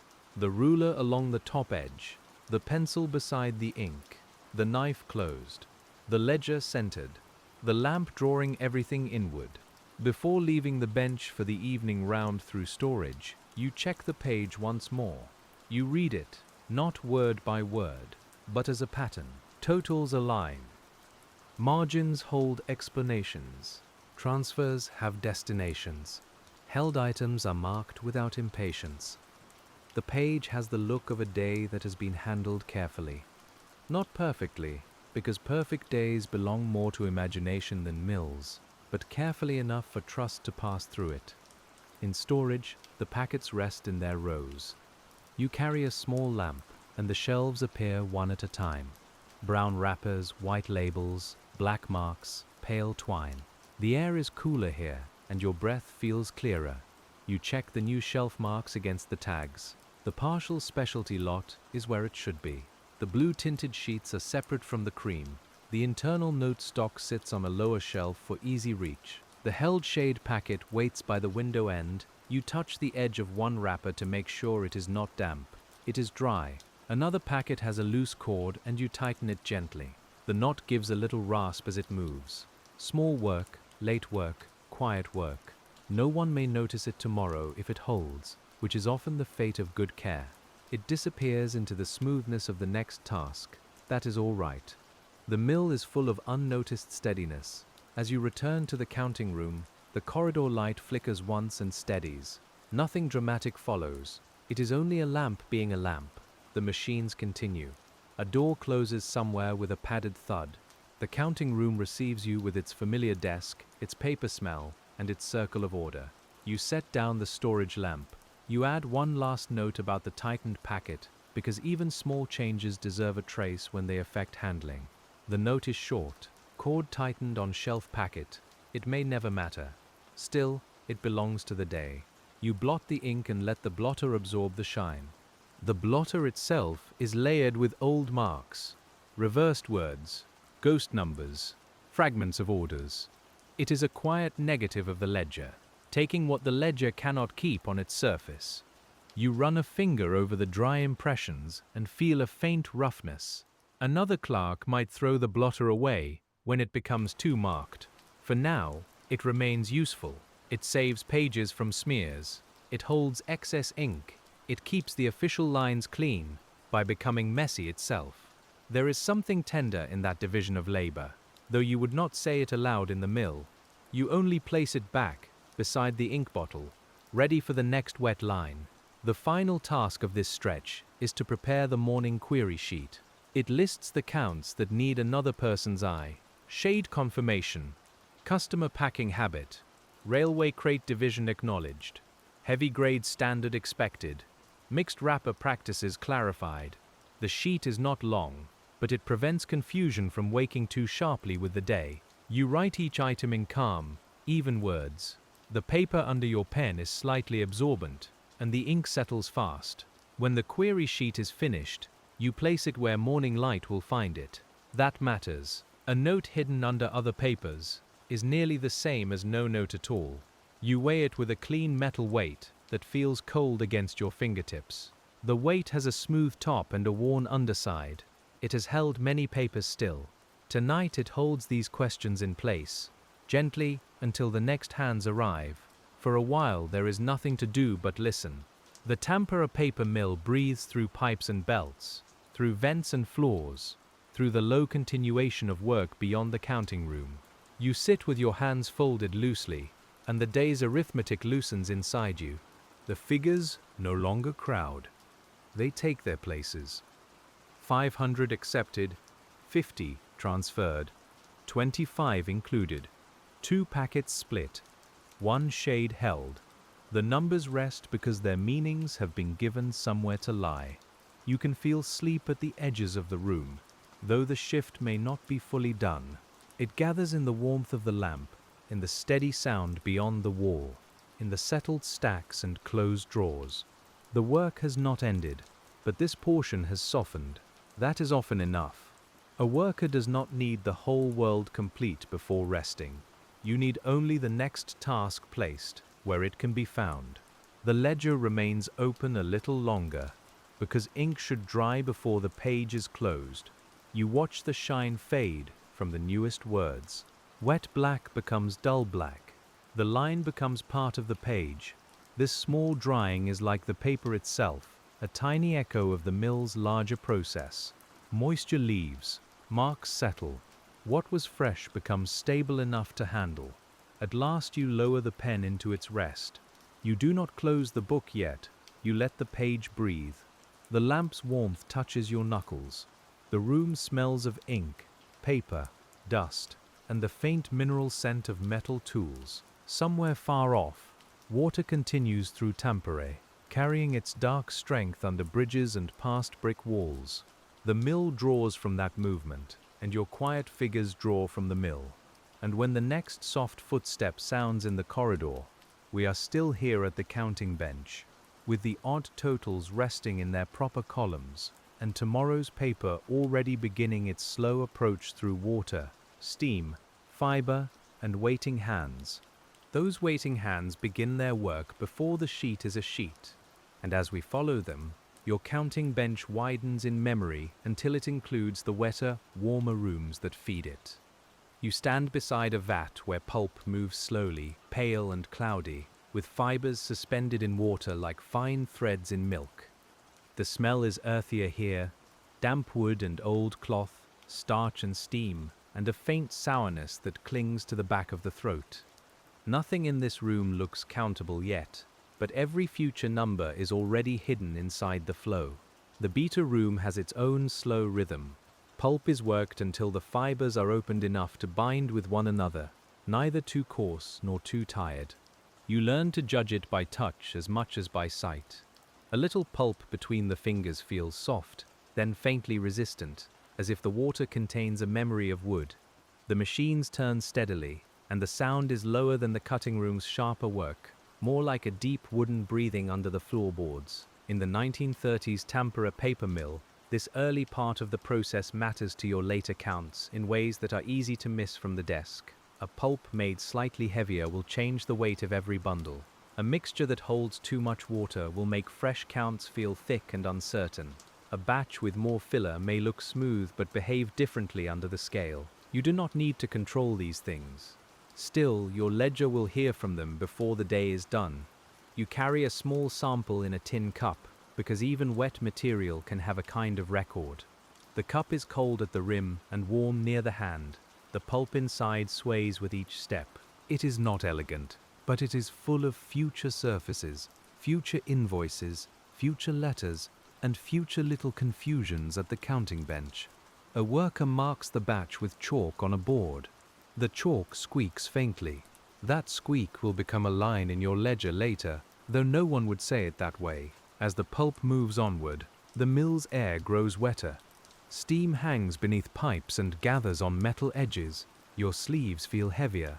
The floor is damp in patches, and the boards near the machine have a dark shine where water has been wiped but not fully removed. You hear splashing, hissing, rolling, and the steady slap of belts. The place asks you to move carefully, not fearfully, just with the practical awareness that wet floors and working machines prefer steady feet. The paper machine is long, and no one person's eye can love every part of it at once. At the wet end, the thin slurry spreads across the moving wire, and water begins to leave it. A pale web forms, fragile and continuous, not yet ready for touch.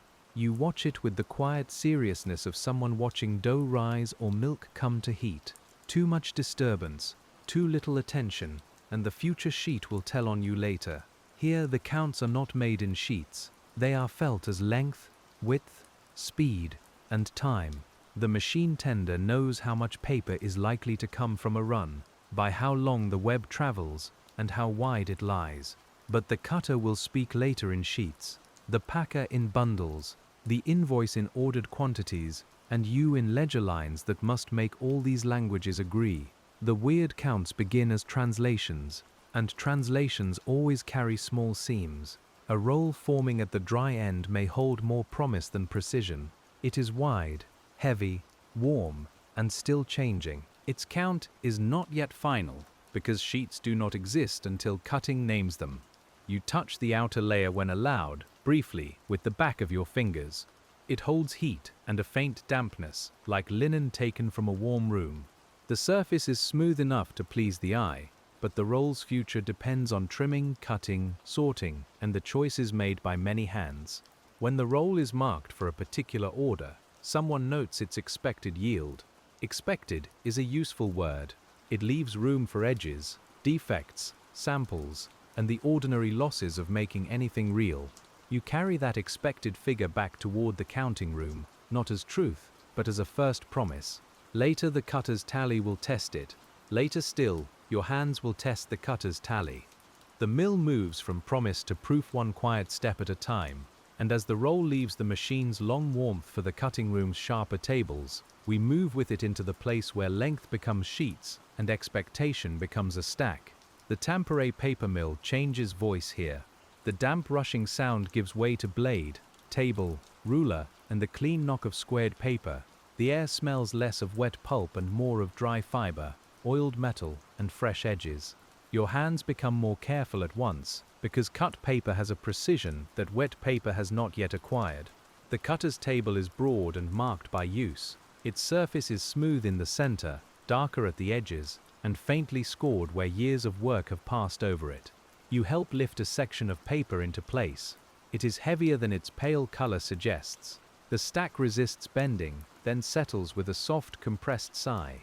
The cutter aligns the edges, taps the side, checks the guide, and lowers the clamp. The blade's movement is controlled, practiced, and final.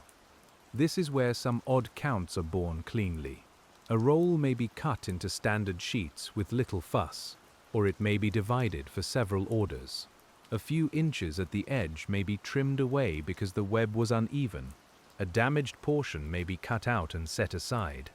If the blade takes a little more from one side, the off-cut pile grows. If the order demands an unusual size, The number of usable sheets from the roll changes. The paper has not failed, it has merely obeyed geometry. You pick up the off-cut strip after the blade has passed. It is long and narrow, with one edge soft from the roll and one edge bright from the cut. It curls slightly in your hand. The strip is too narrow for the main order, but wide enough for labels or internal notes. Its count will not be made like the count of full sheets. It will be measured, estimated, converted, and later grouped. That is one reason the ledger must have patient columns. At the counting bench, a full sheet count may seem short if these strips are forgotten. The cutter knows they exist because he handled them. The storage room knows them later as internal stock. You seated between rooms must connect the two memories. When you write offcut saved, you are not decorating the page. You are preserving a path. Without that path, tomorrow's numbers would look like a small disappearance. The cutter sends you a bundle marked with 2 sheet sizes. At first it appears careless, but when you open it, you find the logic immediately. The outer sheets are larger, placed as guards from the same run before final trimming. The inner sheets are the finished size. Both came from the same roll. Both belong to the order's material record. Only one belongs to the customer's final count. You separate them, and the pencil note becomes clearer than the wrapper. A younger worker asks why the guard sheets matter if they are only there for protection. You show him the cord mark on a top sheet from another packet where pressure has left a shallow line. You let him feel the difference between the marked sheet and the clean one beneath. His fingers learn faster than words. The guard sheet may not be sold, but it saves saleable paper from bruising. It must be counted somewhere, because saving something still changes the totals. The cutting room teaches this again and again. A reject is not always waste. A guard is not always part of the order. A trial sheet is not a mistake. A sample draw is not a theft from the bundle. Each category is a small agreement among workers about what the sheet can still become. You can hear those agreements in the way people speak here. Short phrases over machine sound, enough to carry meaning without slowing the day. By mid-morning, the cutters have sent several stacks to your bench, and we settle again into the quieter square of the counting room. Tampere is grey beyond the windows, but the desk is warm with use. You arrange the slips in the order they arrived, because arrival order tells its own story. First the main run, then the trim, then the held shade, then the sample draw. If you mix the slips too early, their family resemblance disappears, and the count becomes lonelier than it needs to be. You take the main stack first. Its edges are crisp, and the corners are lying cleanly. The sheets lift in even groups. Your thumb finds the rhythm, 25, 50, 75, 100. Though you write the final figures rather than speak them, the sound is soft and repetitive, a hush with each lift. Paper dust gathers along the side of your hand. It feels dry, almost silky, and leaves a pale trace when you rub your fingers together. The stack matches the cutter's finished count. That is pleasant, but not the end of it. You compare the count with the expected yield from the roll. The finished sheets are fewer, but the off-cut slip explains part of the difference. The guard sheets explain another part. A sample draw explains a little more.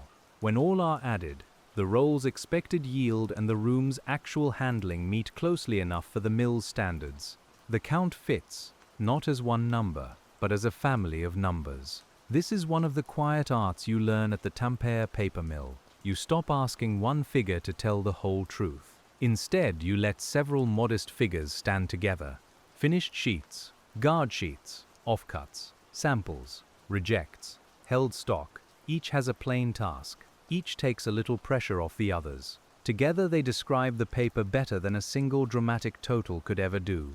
The ledger page becomes a small map of these relationships. You draw no picture, but your lines and notes create paths. A figure from the machine room leads to cutting.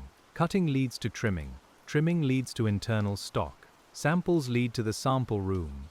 Guards lead to reuse or waste, depending on their condition. When someone later wonders why a roll produced fewer sale sheets than expected, the map will still be there, quiet under the dust. A clerk from the office steps in to ask about the month's high internal use count. His collar is stiff, and his shoes are cleaner than yours. though the mill dust finds everyone eventually. You show him the off-cut entries, the ruled rejects, the damaged edges cut down for forms, and the labels made from strips. He follows the figures with a finger. His expression softens as the supposed excess becomes useful material. You can almost feel the ledger relaxing between you. The office clerk thanks you in a low voice. Then he carries away the monthly sheet, folded carefully under his arm. His steps fade down the corridor. You return to your smaller page, where today's stack waits without complaint. The exchange leaves behind a faint smell of cold air and starch from his collar. It also leaves behind the reminder that many worries in an office begin as numbers separated from texture. Your bench gives them texture again. When the noon bell comes, the day has grown warmer inside the mill, and the windows are streaked with condensation. You wipe one small patch with a cloth and see the blurred city outside. Brick walls, pale sky, smoke lifting, and the suggestion of the waterway below. Tampere's industrial heart is not picturesque in the delicate sense. It is sturdy, damp, useful, and full of breath. The paper mill belongs to that landscape as naturally as the rapids and the cold. You eat slowly, and the desk becomes a temporary table again. The lunch tin lid reflects the lamp in a dull oval. Bread, cheese, and coffee make a simple meal. Your fingers still smell faintly of paper, even after wiping them. The taste of rye feels grounding after the dry feel of sheets. You listen to the mill while chewing, and the repetition of the machine seems to fold itself into the rhythm of the jaw, the cup, the swallow. A packer sits on a crate near the doorway and eats too. He tells you, in the plain way workers speak when they are not trying to entertain, that one customer always complains if the packets are too tight. Another complains if they are loose. You understand at once how such preferences can change counts. Tight packets may need stronger guards. Loose packets may take extra wrapping. Customer habits become material habits, and material habits become figures in your ledger. After lunch, that conversation follows you back into the work. A set of packets for the particular customer arrives, and their wrapping is indeed gentler. The cord is firm but not biting. The wrapper is folded with extra room at the corners. The guard sheets are old stock, not included in the sale count. The packer's knowledge sits inside the bundle as surely as the paper does. You mark the count accordingly, grateful for the small spoken clue. The afternoon's first puzzle comes from those same packets. The invoice count is right, yet the storage transfer shows a shortage. You trace the path and find that the old stock guard sheets were taken from a storage lot without being marked at once. They were not part of the sale, but they left their shelf. The shortage is real only in the guard sheet stock. Once recorded there, the customer order remains correct. The count fits by moving the question to its proper home. You write old guards used for loose wrap, deducted from storage. The phrase looks dull, but it saves confusion. It also preserves the packer's care, the customer's preference, and the shelf's missing sheets in one little line. This is the strange intimacy of mill records. They hold human habits in industrial language. A person dislikes tight packets, and somewhere in the ledger, a guard sheet stock decreases. As the afternoon light begins to change, we move toward the rooms where finished packets become outgoing goods. The Tampere paper mill's loading area is cooler, closer to outside air, and it has the smell of wood, rope, dust, and weather. Here, paper becomes freight. The packets that felt so stable on the bench now seem vulnerable again, surrounded by crates, carts, boots, and the rougher world beyond the mill door. Your counts must be clear enough to travel through all of that. You check labels beside the loading list. The labels are thick and a little rough, cut from serviceable stock. Each one carries the grade, size, count, and destination in dark pencil or ink. You smooth a label with your thumb. The graphite feels slightly raised where the pencil pressed hard. A packet going to a printer has 3 separate marks because the order is divided by intended use. Main print stock, make ready allowance, sample reserve. The loader wants to know whether all 3 go on the same cart. You check the sheet and answer yes, but the sample reserve must remain on top for the office agent. That small placement matters.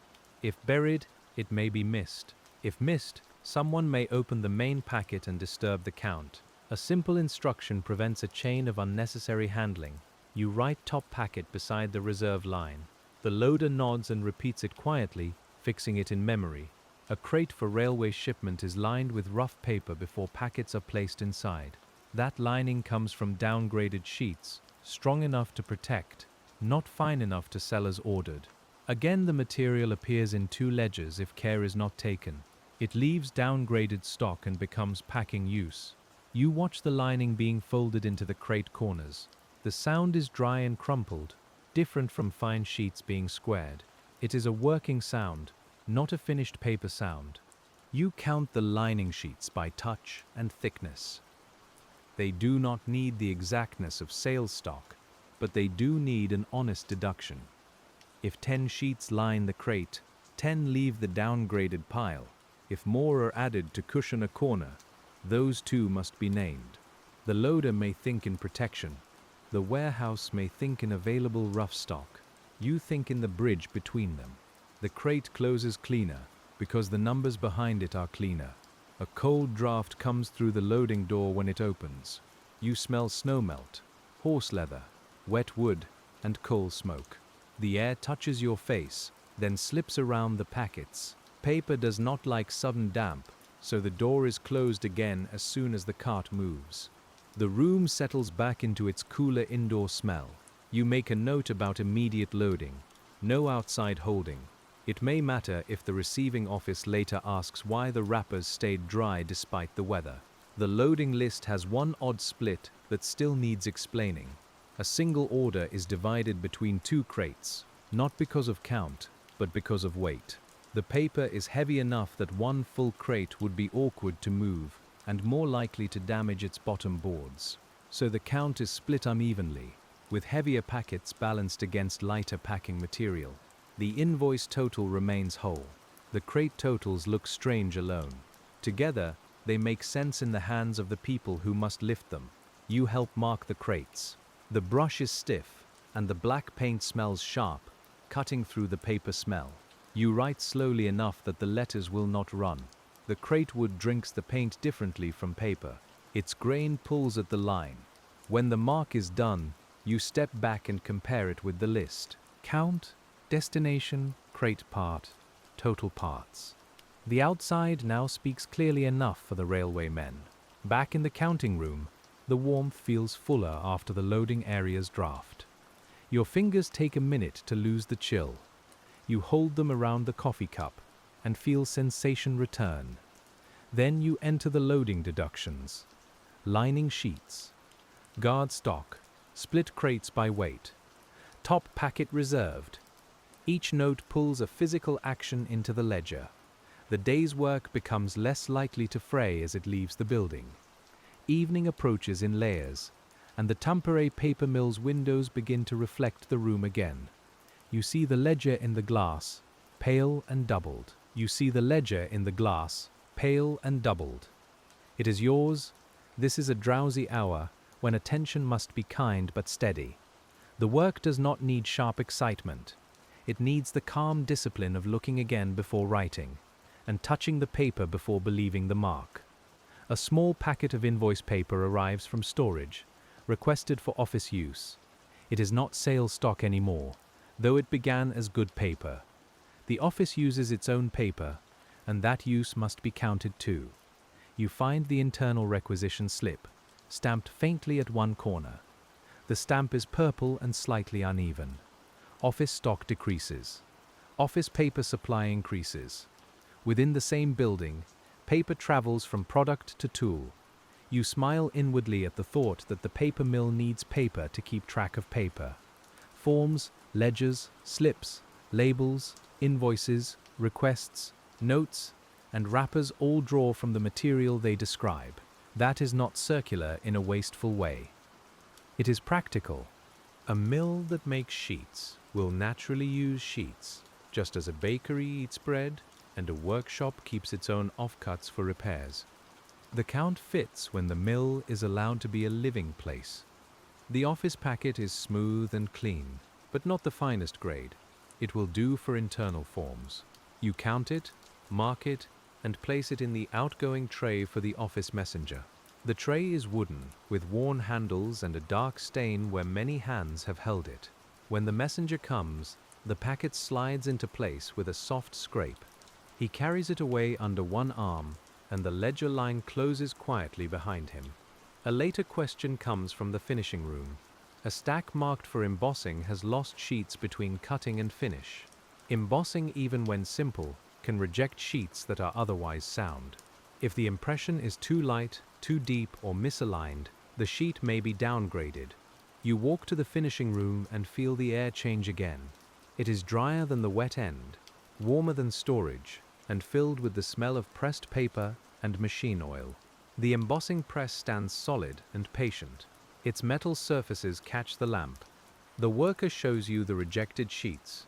The raised mark is off-center by a little, enough for a customer to notice. You run a finger over the surface. The press design is faintly ridged, a small hill and valley under the skin. The paper itself is still good for cutting into smaller notes where the embossing can be trimmed away. It is not lost. It has been redirected. The missing sheets from the embossed order match the downgrade pile exactly. You record the transfer when you return. The count fits because the finishing room has its own standards, and those standards create new categories. Sale embossed, downgraded unembossed use, trim to notes. The words are specific enough to prevent the sheets from becoming a vague absence. Specific words are a kind of shelter for materials. The day's second cup of coffee has gone cold. You drink it anyway. It tastes flat but useful. The room is growing dim enough for the lamp again, and the paper under it glows softly. Your hand aches a little between thumb and wrist. You flex it, then continue. Clerical work can look still from a distance, but the small motions repeat all day. Lift, tap, pinch, turn, write, blot, fold, stack. The body knows the count as much as the mind does. A bundle tied too tightly resists opening. The cord has bitten into the wrapper, leaving a dark line. You ease it loose with the knife, careful not to nick the sheets. The wrapper opens with a dry crackle. Inside, the top guard sheet has taken the damage. Beneath it, the sale sheets are clean. You set the guard aside and mark it as used. The bundle's count remains correct. The guard's purpose is fulfilled, and its own count leaves stock. This small moment brings a calm satisfaction. The system worked. Someone expected rough handling. Someone used a guard. The cord pressed hard. The guard took the mark. The good sheets remained good. Your ledger now reflects that chain, not as drama, but as ordinary prevention. A count that includes prevention makes more sense than a count that pretends nothing can happen between bench and buyer. As the evening shift begins to overlap with the day, the bench again becomes a place of transfer. You explain the embossing downgrades, the loading crate split, the customer's loose wrapping preference, and the guard sheet deduction. The next clerk listens, pencil in hand. You show the notes, rather than retell every detail. The page is doing part of the speaking. That is how good records save breath in a noisy building. The evening clerk asks about the held shade packet near the window end of storage.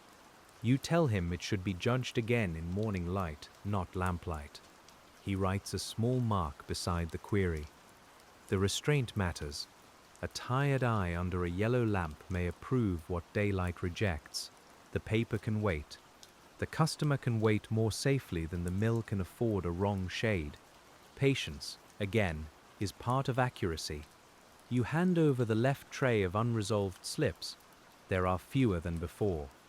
That feels restful, not empty, because mills never offer empty trays for long but manageable.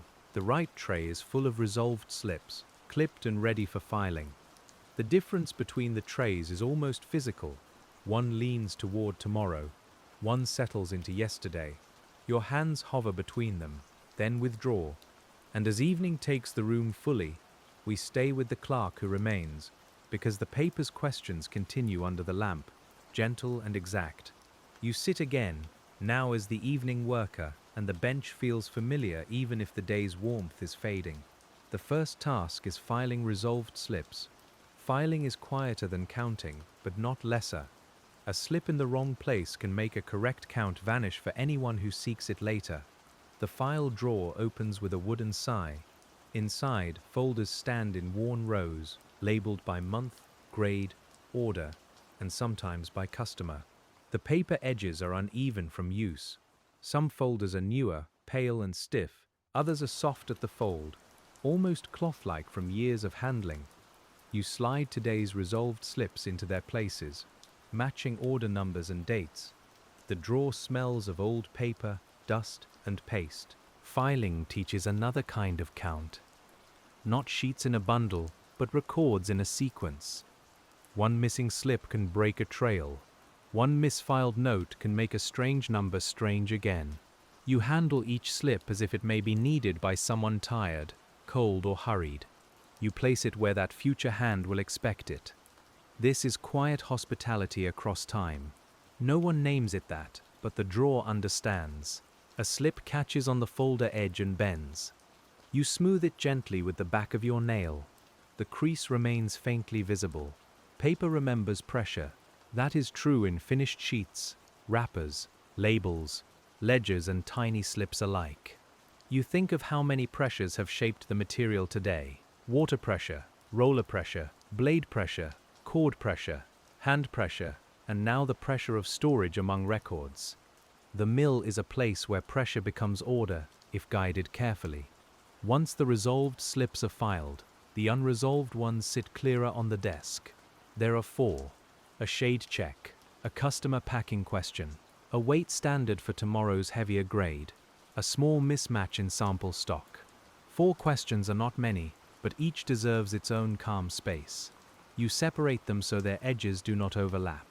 Under the lamp, they look less like problems and more like seeds for morning work. The sample stock mismatch is smallest, so you begin there. The sample room reported more pieces than the cutting slip suggests. That can happen if extra samples were made from offcuts after the first count. You go to the sample room, where the evening light has left the table almost colorless. The paste pot is closed. The scissors lie with their handles facing outward. Small sample cards rest under a weight, drying flat. The room smells of gum, paper, and stillness. You find the extra pieces in a tray marked Reserve. They were cut from the clean centers of embossed rejects. That explains the increase. The original cutting slip did not know them because they did not exist as samples yet. The finishing room downgraded sheets, then the sample room recovered clean sections, and now the sample count has grown. The paper's path curved, and the ledger must curve with it. You carry the reserve note back. At the bench you write recovered from embossed downgrade. The mismatch closes. A rejected sheet has become a sample, which may help sell future paper of a different run. That is a gentle transformation, and it gives the rejected material a second usefulness. You file the note in both places, finishing downgrade and sample reserve, because the same fact belongs to 2 stories. A shared fact needs 2 doors. The customer packing question waits next. The order history shows inconsistent bundle sizes across earlier shipments. At first, this looks like carelessness. Then you pull the older folder and find letters from the customer, one asking for smaller bundles during winter deliveries because stairs at their receiving room became slippery. Smaller bundles meant more wrappers, more guard sheets, and odd counts per packet. Later in summer, they accepted larger bundles again. The changing packet count followed weather and stairs. You imagine those stairs, not dramatically, just practically. A delivery worker with cold hands, a narrow landing, paper heavy enough to matter. Smaller packets would be easier to carry without bending corners or risking a fall. The mill's counts changed because bodies had to move through a real building somewhere else. You note winter bundle preference from prior correspondence. The odd count is not odd anymore.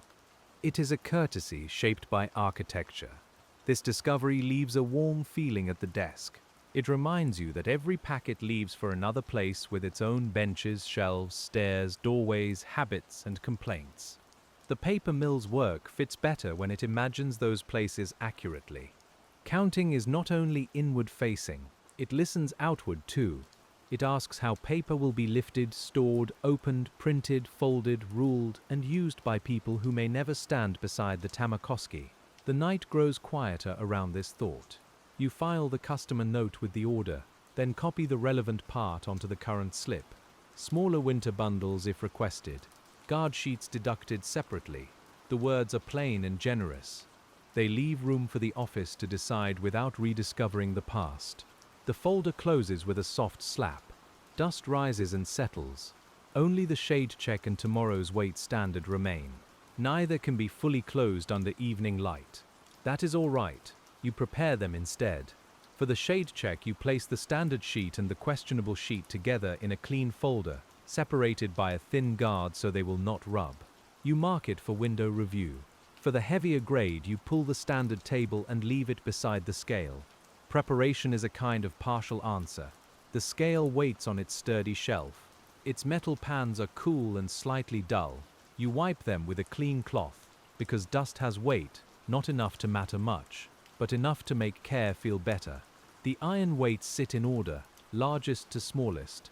You touch each one, confirming its place. They make soft clicks when moved. Tomorrow's paper will meet this scale, and the scale should be ready to speak plainly. You trim a fresh sheet for test weighing, using a standard size that lets weight be compared properly. The cutter's small blade whispers through the paper. The test sheet lies clean and square. You label it without hurry. A test sheet is not glamorous, but it can prevent a whole run from drifting unnoticed. It is a little window into the body of the paper. Tomorrow, someone will use it to ask whether the heavier grade is truly what it claims. As the lamp burns lower, the unresolved tray is nearly empty, and the bench begins to feel like a room prepared for sleep. You do not close the day with a flourish. You cap the ink. You align the slips. You set the query folder where morning light can find it. The ledger remains open only long enough for the last lines to dry. The mill hums beyond the wall, steady as breathing through cloth. Then a late messenger arrives with one more packet, because work often remembers a small thing after you have tidied.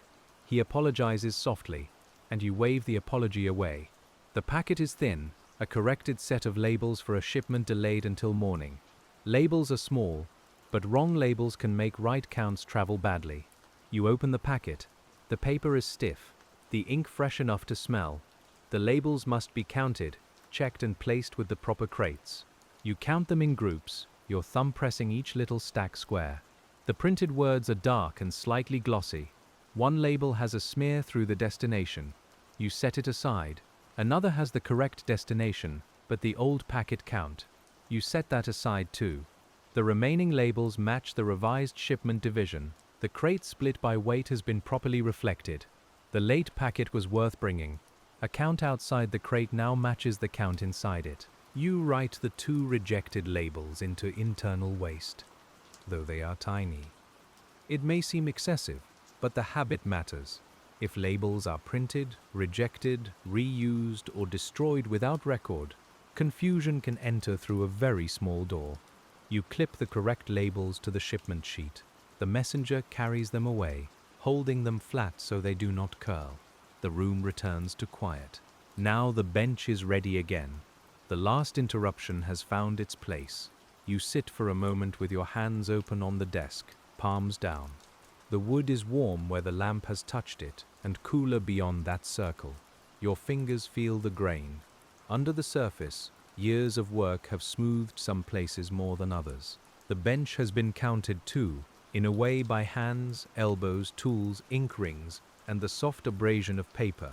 We drift with that thought into the deeper evening, not leaving the Tampere paper mill, only letting its details grow slower and more spacious.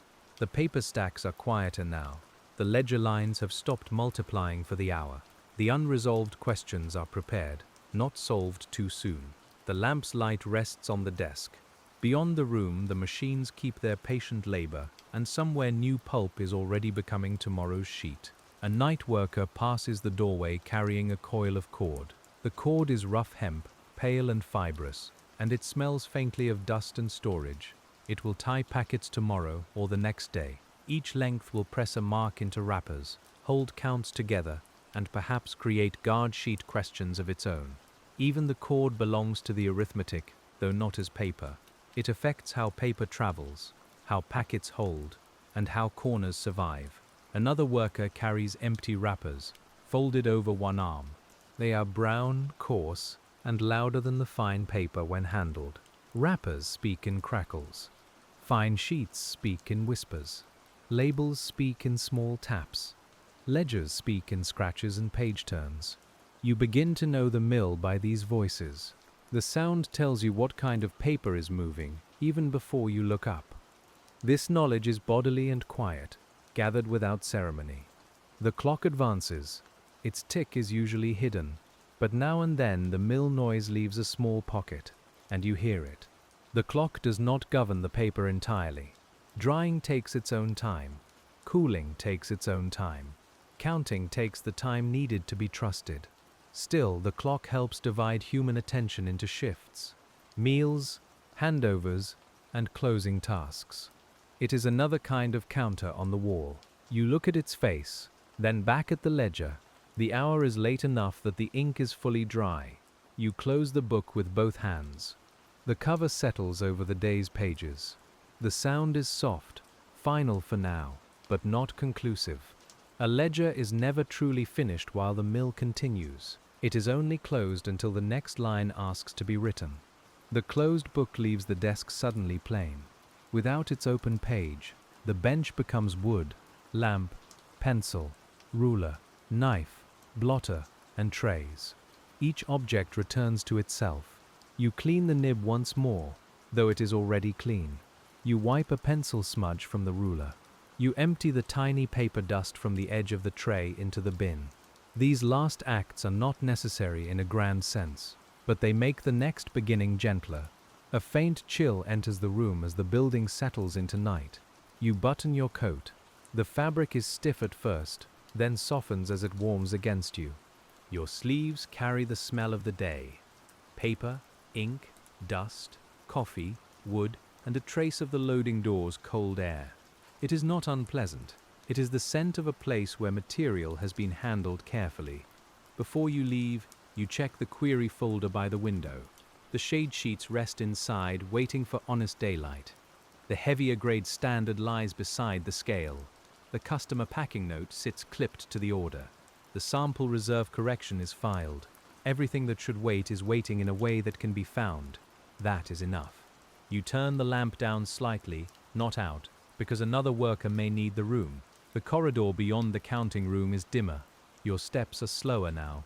The floorboards hold the day's warmth in some places and release cold in others. Pipes tick overhead. A cart stands empty against the wall, its handles polished by palms. You pass the storage door, the sample room, the cutting room, and the passage toward the wet end, each with its own smell folded into the larger mill air. You have counted in all of them tonight, directly or by memory.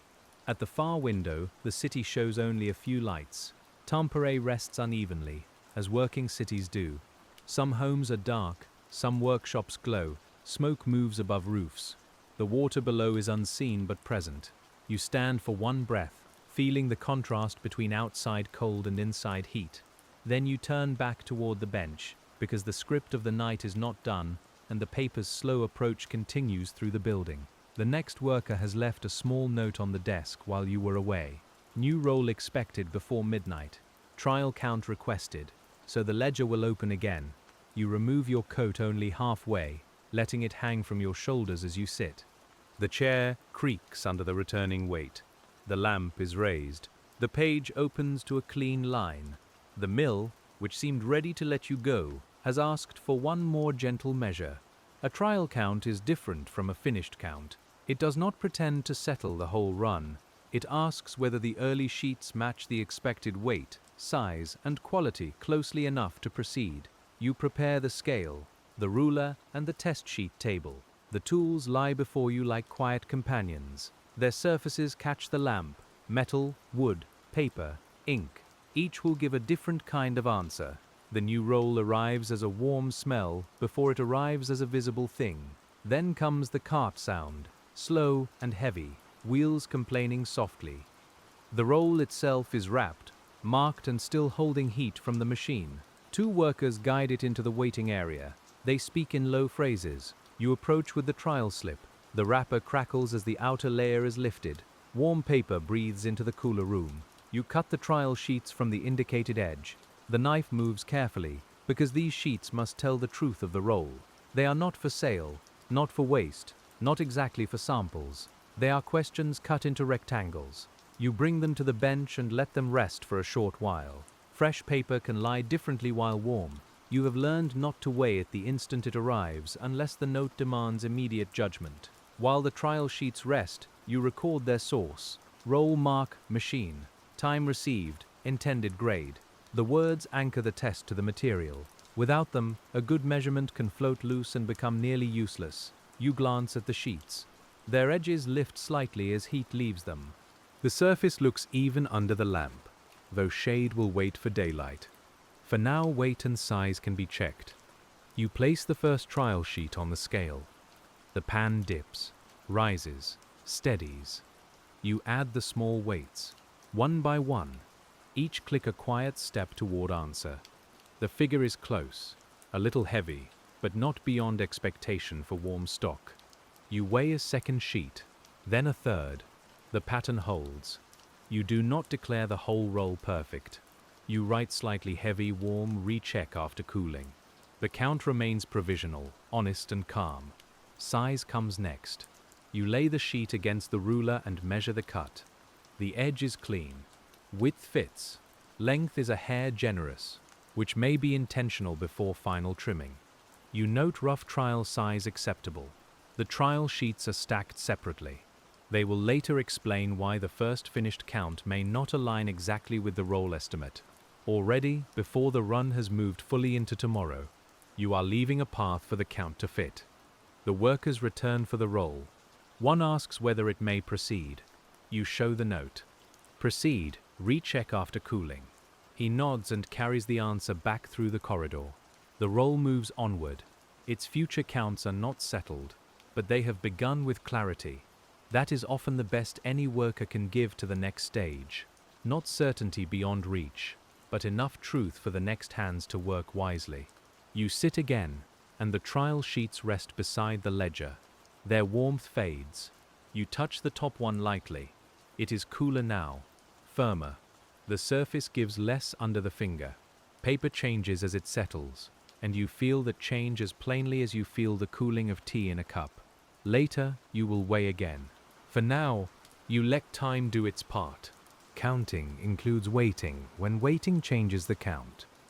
The mill's night deepens around the provisional note. There is no need to push it. You sort a few filed slips while the sheets cool. You sharpen the pencil. You clean a small dried ink mark from the pen rest.